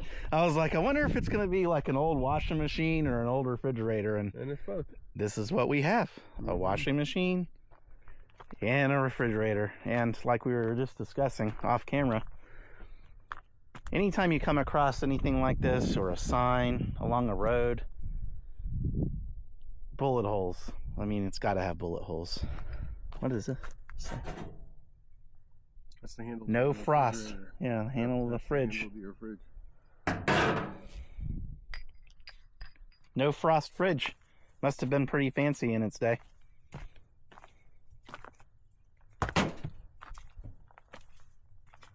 Cool.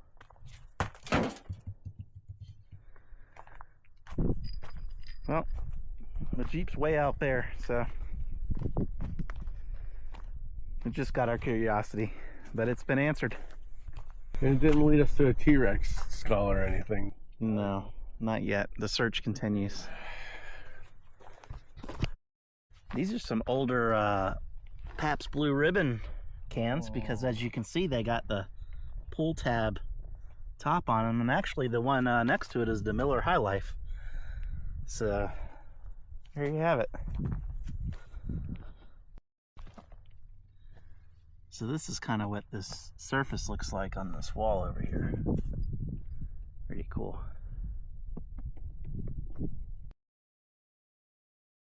Somebody was shooting along here a lot at some point a long time ago, because the bullets that were probably once deep inside of this are now exposed at the surface. Look, somebody lost the backing for their ribbon bar? Ribbon bar. Yeah. Yep. Oh, is that a musket? No, I thought it was a musket ball. Yeah, Corey caught this cool snakeskin coming out of the hole. Must be living in there. Yeah, they're hunting.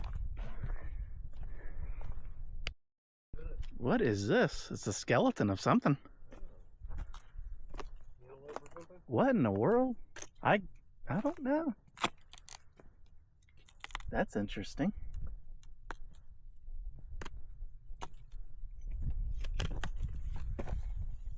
No, that is a canine. That is a coyote. Coyote? Yep. Either somebody shot him and left him here, or fell. It's a coyote, huh? Mm-hmm. Cool. Definitely a canine head.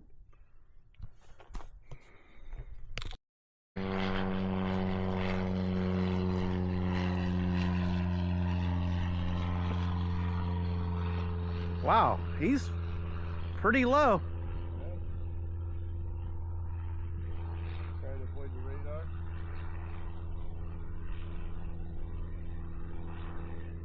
That's crazy. So we were just discussing about how sometimes out here, and this may have happened to some of you, is you're going down this road for miles and miles, and you get to the other end and the gate's locked. Well, We got a gate. we got a gate, but it doesn't look substantial and it doesn't look like it's locked. I think we're going to be okay. There is a chain.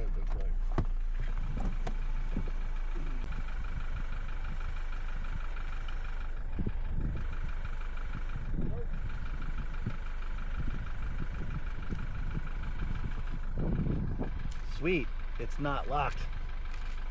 We're free.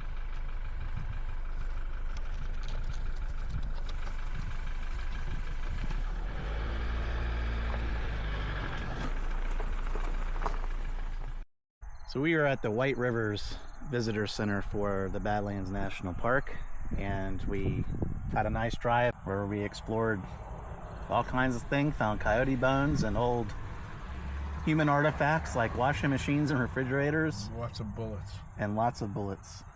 So now we're going to go in here and check it out and get some information and see where we're going to next.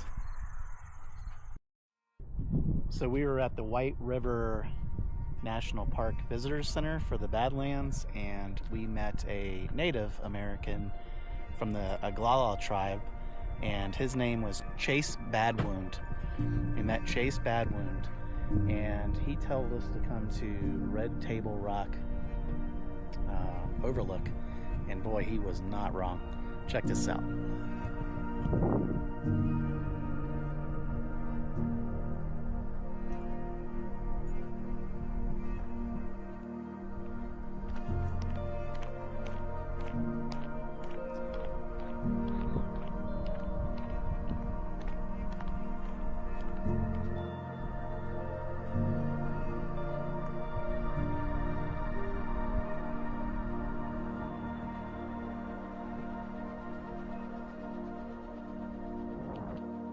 Thank you to Chase Badwound for telling us about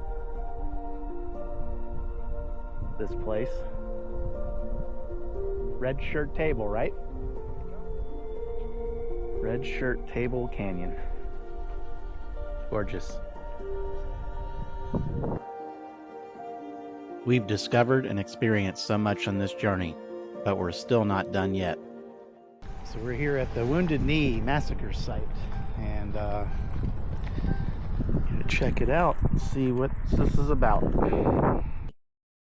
This memorial is at the site of the Wounded Knee Massacre, and it includes a monument, the massacre area, and the grave sites of the victims. Wounded Knee was declared a U.S. National Historic Landmark in 1965.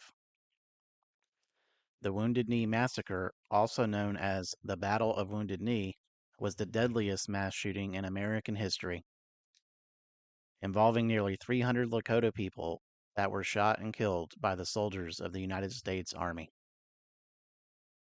The graves of the victims of the Wounded Knee Massacre are marked by a monument erected in 1903 by the descendants of the deceased. The monument includes a list of the victims and an inscription that commemorates the massacre. So behind me is where they buried the 350 tribespeople. The Army buried them there untraditionally. And surrounding the center grave site is the graves of some of the ancestors of the original massacre.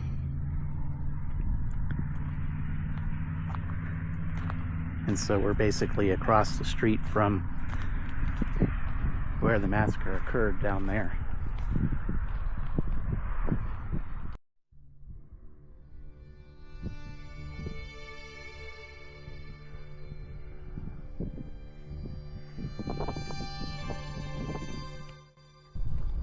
Just down the hill here is the old museum, but when the owner died in 2019, the tribe condemned it because the roof was getting in disrepair and dangerous. So here it sits. One of the hardest things I come across on my travels is just the variety of people that I see that are in need of things, and just you know, their lives are, you know, just really tough. And I just talked to an Oglala person up here at the cemetery, and he's 17 and his family's in Oregon, but he's staying here with his grandmother and to help her out, which is fantastic. It's such a great thing to see. He has 7 sisters, and I was like, man, that's got to be tough being the only boy, you know, with 7 sisters. But yeah, he said they planted a garden with corn and squash and bunch of different things, but the grasshoppers pretty much tore it up and didn't leave them with much of anything at all. And it's just a sad situation I come across is just these stories that pull on your heart, and wish there was more that you could do. But I think the key is that we help each other locally. You know, we need to band together, everybody, and help each other locally. Is where our power and our strength to do anything is, ultimately. We'll see where we're heading next. After visiting Wounded Knee, we made our way back to the grasslands, an area near the Badlands wilderness, to do some exploring and find an epic campsite for later tonight.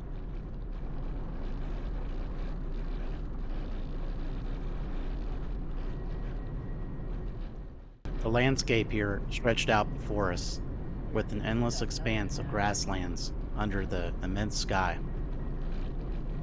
There was a feeling of total freedom as we took to the wide open grasslands, with its rolling hills, where the horizon seemed to go on forever, with dramatic rock formations off in the distance. The grasslands had a stark beauty all their own.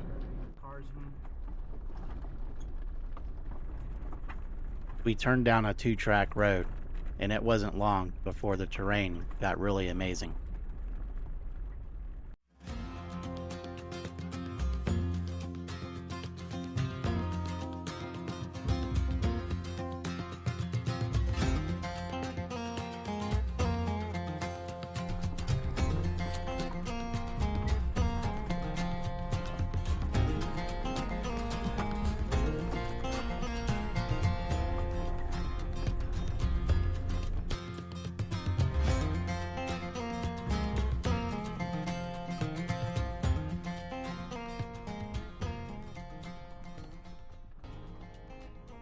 This was the first time Corey has taken a long overlanding journey with me, and I really think he was beginning to like just being out here in these places with the solitude, the camping, the hiking, and making great camp meals. This was also really nice for me too, because I loved being able to take him out here and just experience everything. I would think so.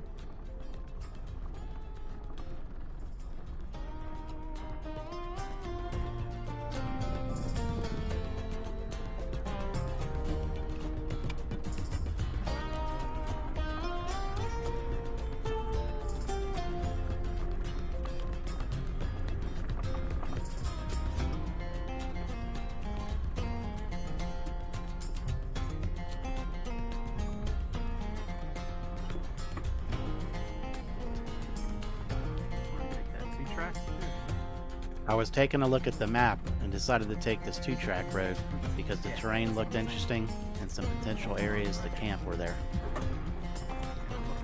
Look at the top of the map here. It looks more impressive this way.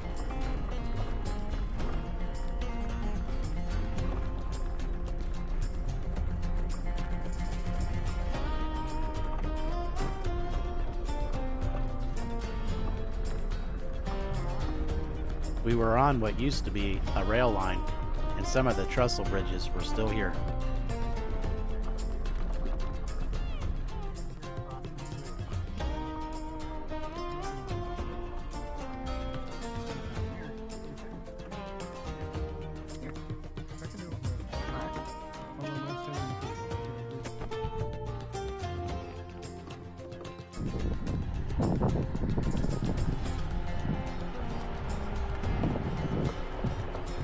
Before crossing, we got out to inspect the bridge and make sure it was safe to get across.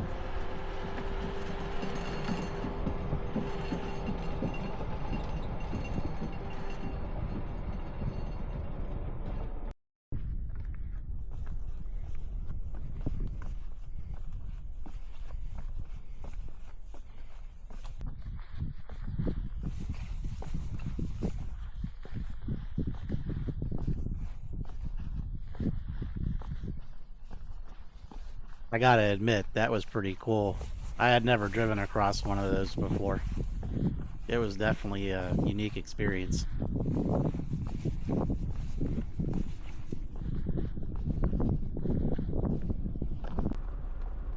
Right about this point, I noticed something ahead on the side of the road.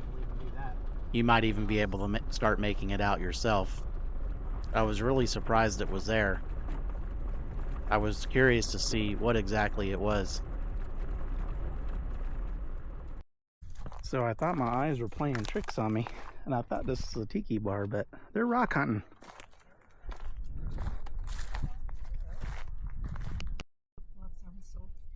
So do you guys have like a rock shop, or?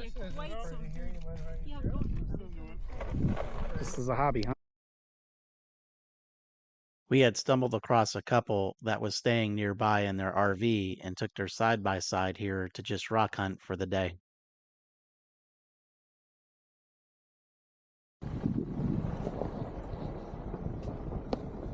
After spending some time with our rock hunting friends, we just made our way to camp and settled in.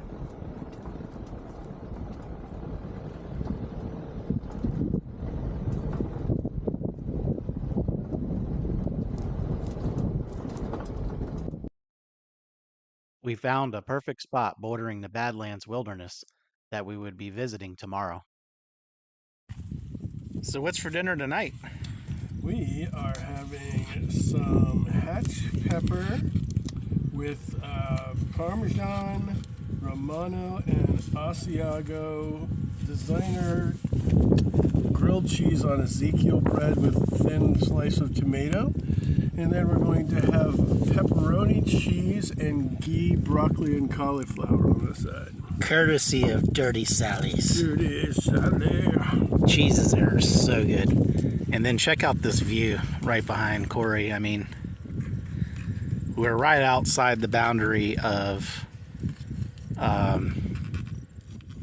Badlands National Park. I'm having such a terrible time remembering where we are because we're in so many places. I mean, we covered a lot of ground today. We went to Red Shirt Canyon.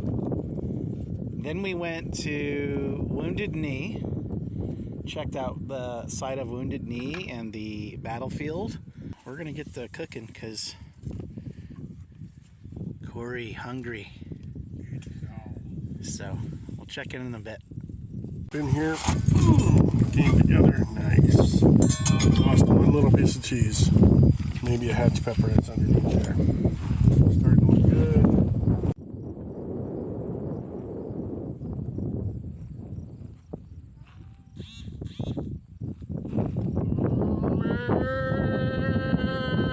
The cows are getting very noisy. I don't think they like that we're here, but yeah. Well, This would be only the beginning of the cows being noisy during our stay here.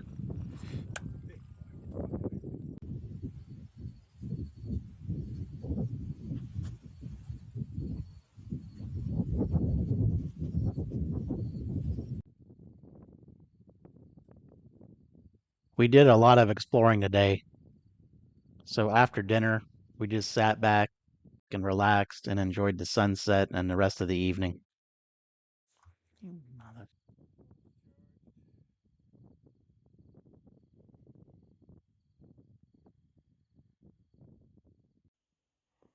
The next morning, we woke to a very nice sunrise and an unexpected surprise. We were surrounded by curious visitors. From the time we set camp to throughout the night, these guys were very vocal. I didn't know if there was a predator around stalking them, or they just didn't like us in their spot. these guys were the worst camp hosts ever. They were noisy all night long, carrying on all around us. And they're like the most talkative cows I've ever seen at a camp. Occasionally you hear cows around your camp or coming through your camp, but these guys, all night, and they're still at it.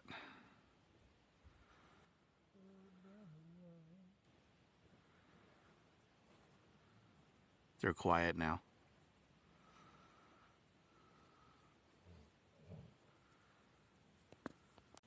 So I'm having to use my other camera, which isn't as nice because my SD cards are full. Hopefully the color of the sunrise is coming out. The cows got us up early enough to witness this.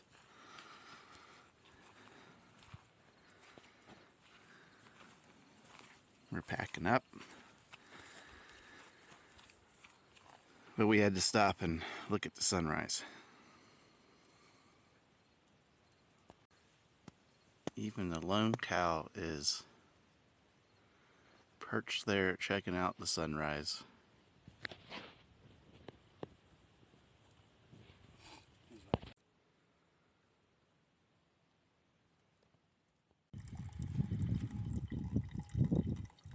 Making some coffee this morning, of course, and watching this sunrise.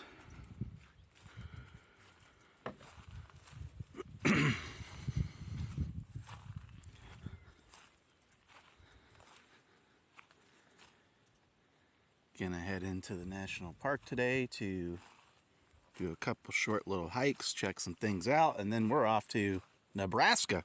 Nebraska? Well, Really? here we come, Nebraska.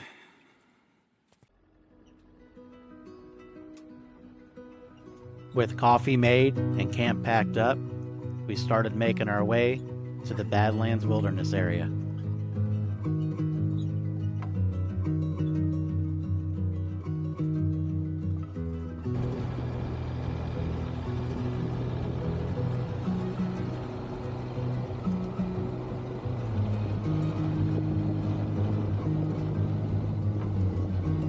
With the sun at our back, it was in the perfect position to really highlight the terrain and the multitude of colors in the area.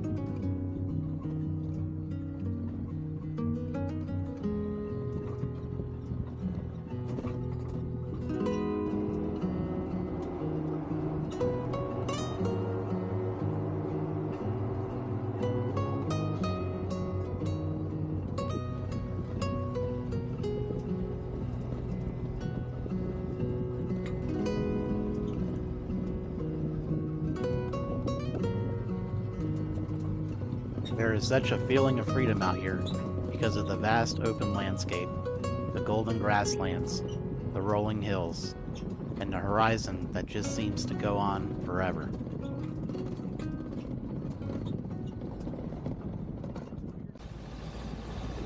Not long after leaving the grasslands where we camped and explored the day before, we entered the Badlands wilderness, and we were already getting a glimpse of the amazing wildlife found here.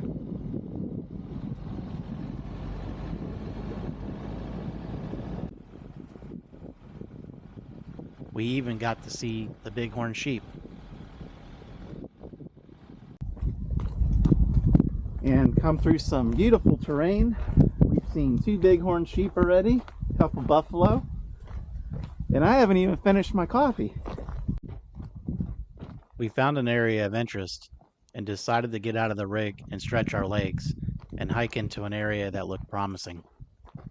And boy, were we really glad we did.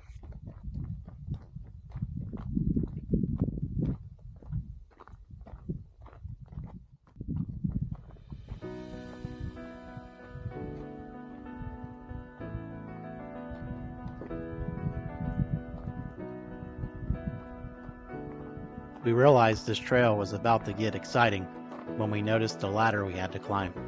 That must be the notch.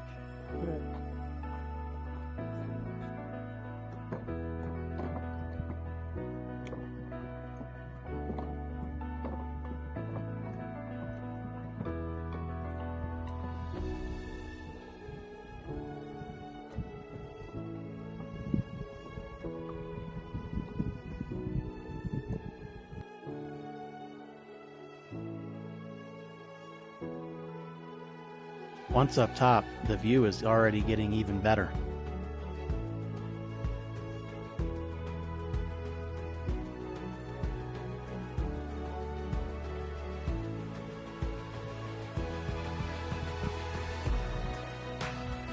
After the latter, the trail narrowed significantly and got a little more unforgiving.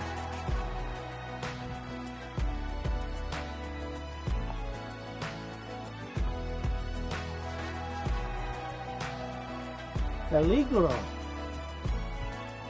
No entrada. For whatever reason, at this point, I decided to use a little Spanish, which was something I picked up growing up in South Florida.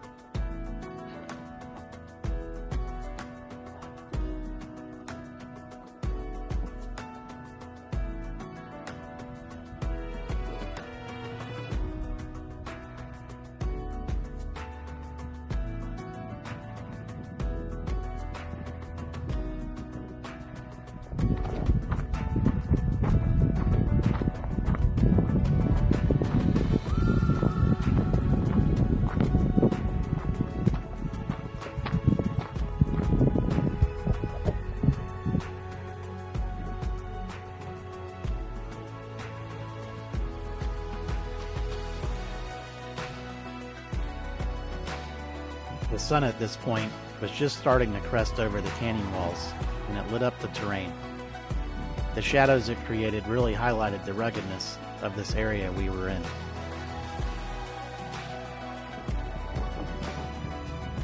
Our effort to get here really paid off, and we were treated to a spectacular view.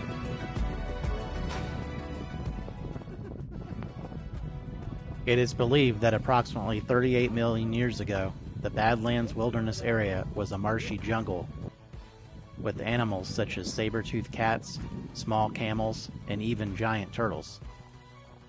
Over time, their bones were buried by volcanic ash and in mud washed down from the Black Hills where we visited before venturing here.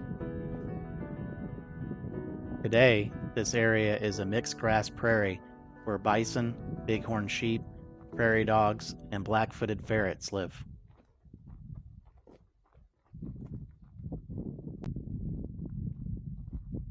The terrain here just keeps luring you further and further into it.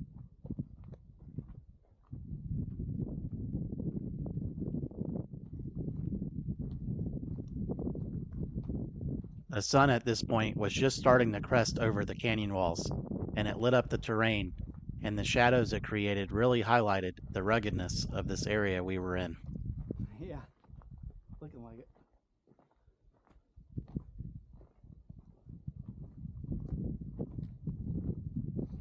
With an erosion rate of 1 inch per year, the Badlands are constantly changing due to the elements.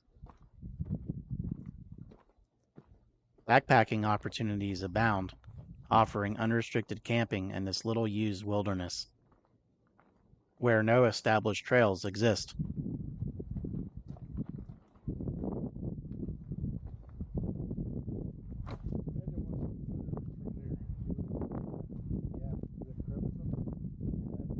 Wandering around back in here, we came upon another amazing overlook.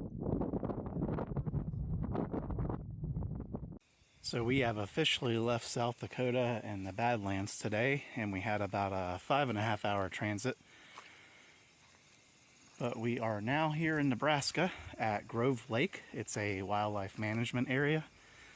It is I would say, a primitive established campground. There's fire rings, picnic tables, barbecue grills where we're gonna do our steaks tonight,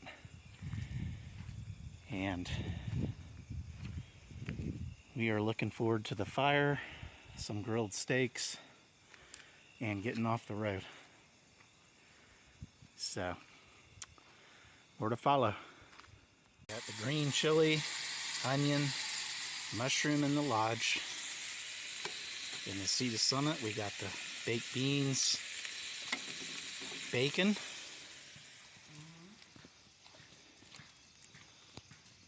we got our grill getting ready, and we got Brussels sprouts. We're going to a cowboy today. Look Give out. me some garlic and fatty ghee, Brussels sprouts, some nice peppers and onions and portobello mushrooms on top of 3 big honking cowboy steaks. Yeah, and we got the steaks. Can't forget them. Yep. Look out. On the grill. Nice fire. Cowboy boy. Now it's time for the ghee, garlic, and Brussels sprouts. Yep.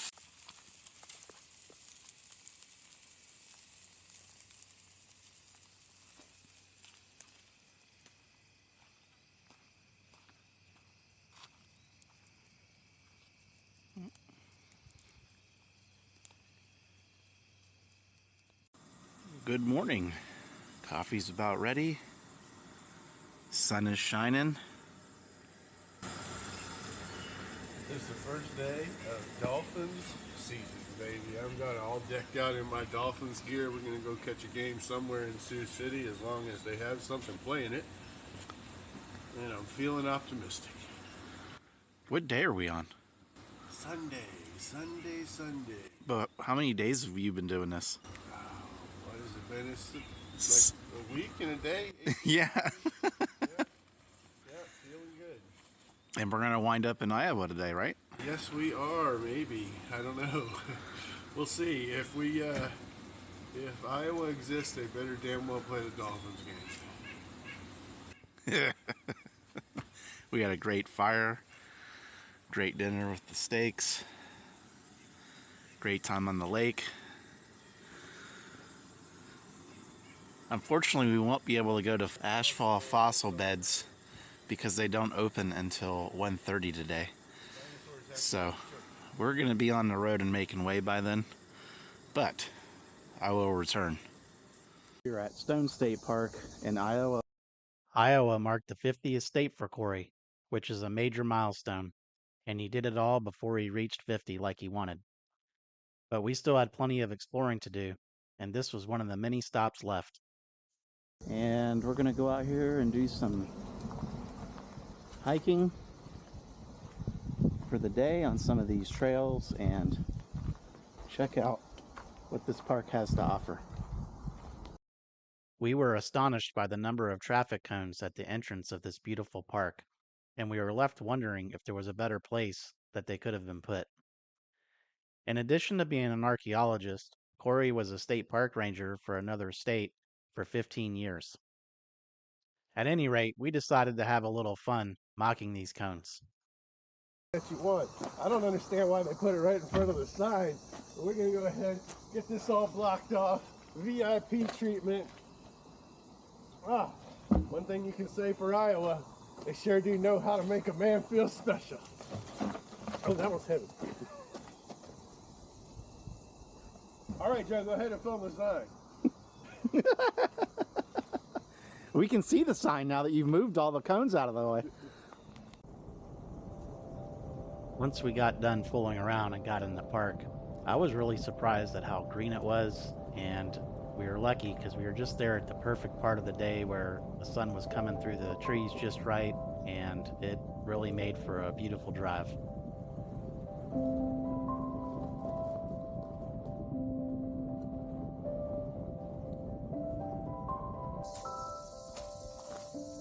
I really like to get out of the rig as much as possible and just really explore the areas that I'm traveling through. And this was a great opportunity to do that once we found this trail.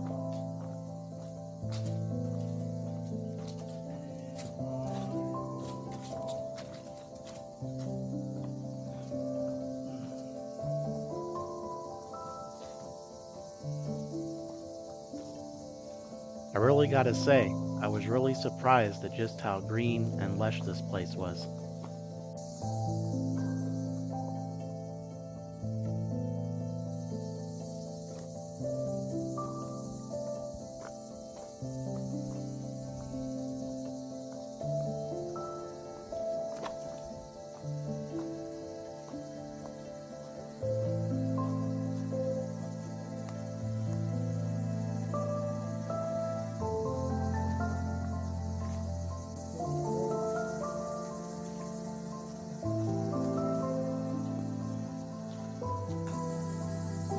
Come to the campground. Really nice grills and things for your cooking pots. Communal fire pit. Stocked with firewood. Store.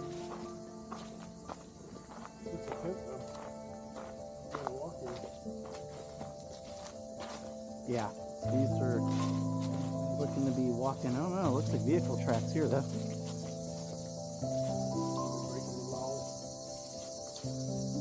We really enjoyed exploring this park, but we had to get on the trail.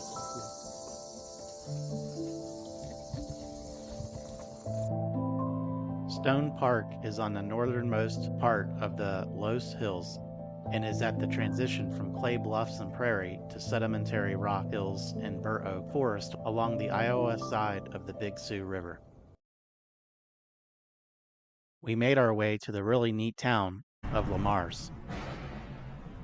Immerse is the home of Wells Enterprises, the world's largest producer of ice cream novelties in one location, and so it claims to be the ice cream capital of the world. We are in Immerse, Iowa, which is also known as the ice cream capital of the world. And we have a Blue Bunny visitor center and parlor that we're gonna go check out. I think there's like 2 ice cream parlors that are right next to each other. One of them won the #1 destination in all of Iowa in 2000. It's since been supplanted by the Field of Dreams film set, but that doesn't mean it's any less monumental. It was like the 4th person we talked to here that finally told us something in Iowa to do. So this thing just other than the Black Hills. Yeah, we're gonna go to Black Hills. Let's check it out. We even got the walk symbol. Yep. Let's walk on over here and see what kind of ice cream they had. It's a nice little downtown area. It's been, you can tell a lot of restoration work has been done here to re-beautify this area and reinvigorate it. And it looks like we're approaching the Blue Bunny. Yeah, but I don't even know, like, right? I don't even know if this is the one that won the award though. Well, because they had a different name. I mean, look, they have all, right? they even have all the different ice cream cones. There's one across the street, you know? This is the Blue Bunny. All right.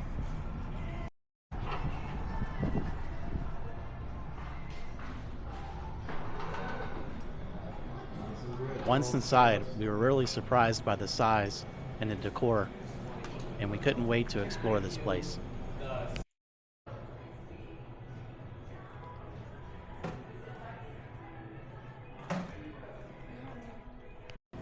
So my stepfather always had this saying, he's like, well, that's why Baskin-Robbins has 32 flavors. Well, not to be outdone, they have 46 flavors here, and you can try as many as you want.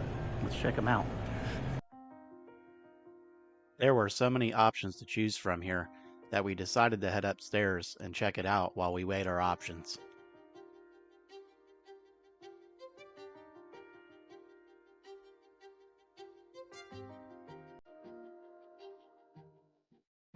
So as you come up the stairs, there is an entire museum of ice cream history. And it's pretty substantial. It's quite a bit of information up here and various displays.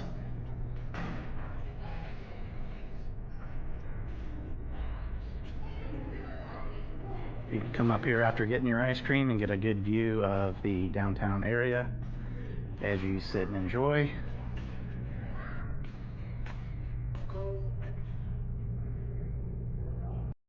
Alright, so we're going to give you a little lowdown, the quick version of the ice cream history before we go down and get some ice cream ourselves, because he's teasing me with this. Alright, so one of my favorite people in all of history was Alexander the Great, and I guess he used to make snow cones out of ice and snow, which is cool, right? Where the snow cone comes from.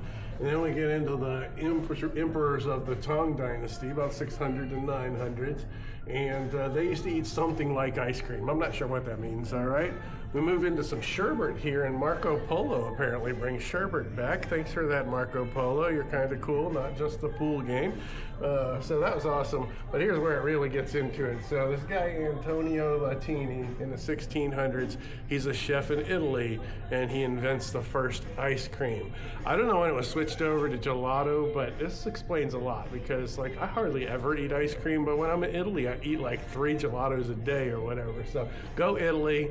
We're gonna see how Blue Bunny does with it. And In Iowa. yeah, in Iowa, you know. It's a French city in Iowa called Immerse. So I don't know where the French came into ice cream. Maybe they tell us in one of these other ones. And if you have little ones with you, they have quite the section for these guys. Up here, there's touch screens and different things that they can activate and learn about ice cream, and so that's pretty cool.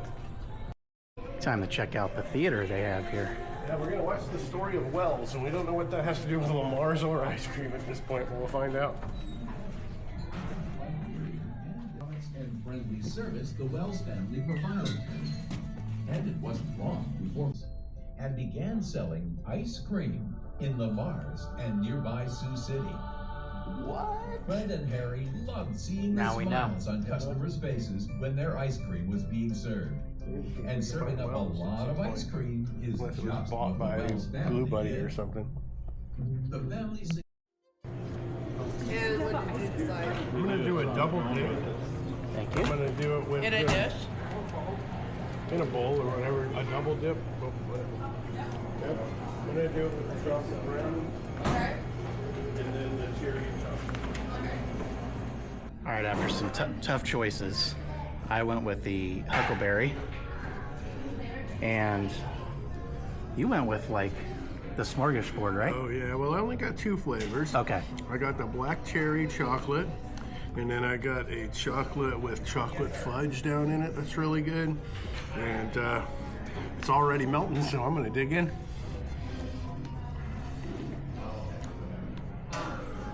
I think this is the most unique flavor complexity of all of them. I did like the huckleberry. It's very simple. And, Joe's gonna get to try that and see what he thinks. You already But told it's them. good. It's good ice cream. You know, they do a decent job of ice cream, and this is where it got mass produced first. So, cheers to them. Yeah, huckleberry. I'll be your huckleberry. It's got a real strong flavor profile. Very nice, smooth, creamy. I like it. Definitely come to Lamar's. Check out the museum, check out the film. Like I said, if you got some kids, we got some kids over there on the displays over there that they have for them to play with, and you get a nice view of town. Well, Lamar's is definitely a great spot for some eats and treats. Looks like there's a bunch of good restaurants here, but they're all closed on a Monday Yeah, for some reason. there's a chicken and waffle place, which sounds absolutely fabulous, but that's the one that's closed today. And they have a number of coffee houses and bakeries. Cool And little town.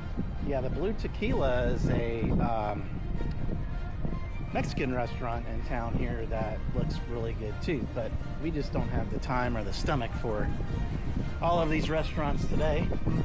One of the things that I actually really like about this is when you think of Iowa, you want to see like the local mom and pop like little places and stuff like that. And even though Blue Bunny owns that, it started as a mom and pop here.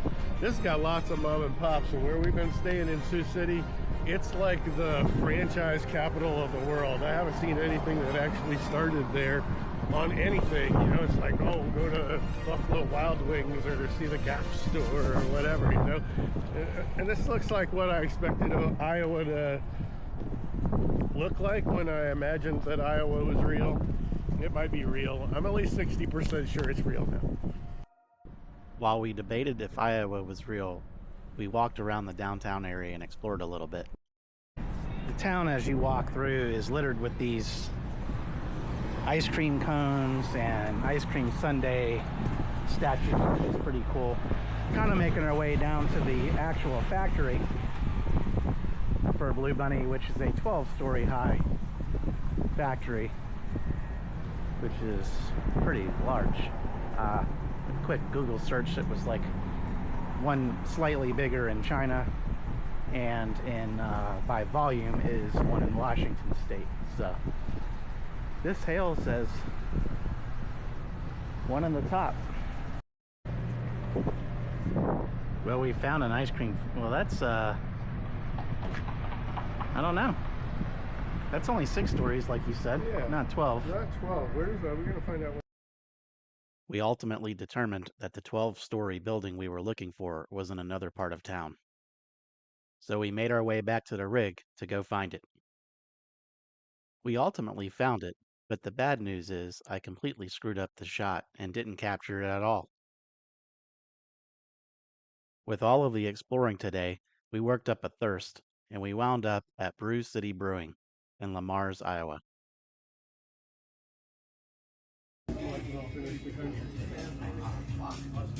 Iowa was the last one. Yep. This place was totally worth the stop.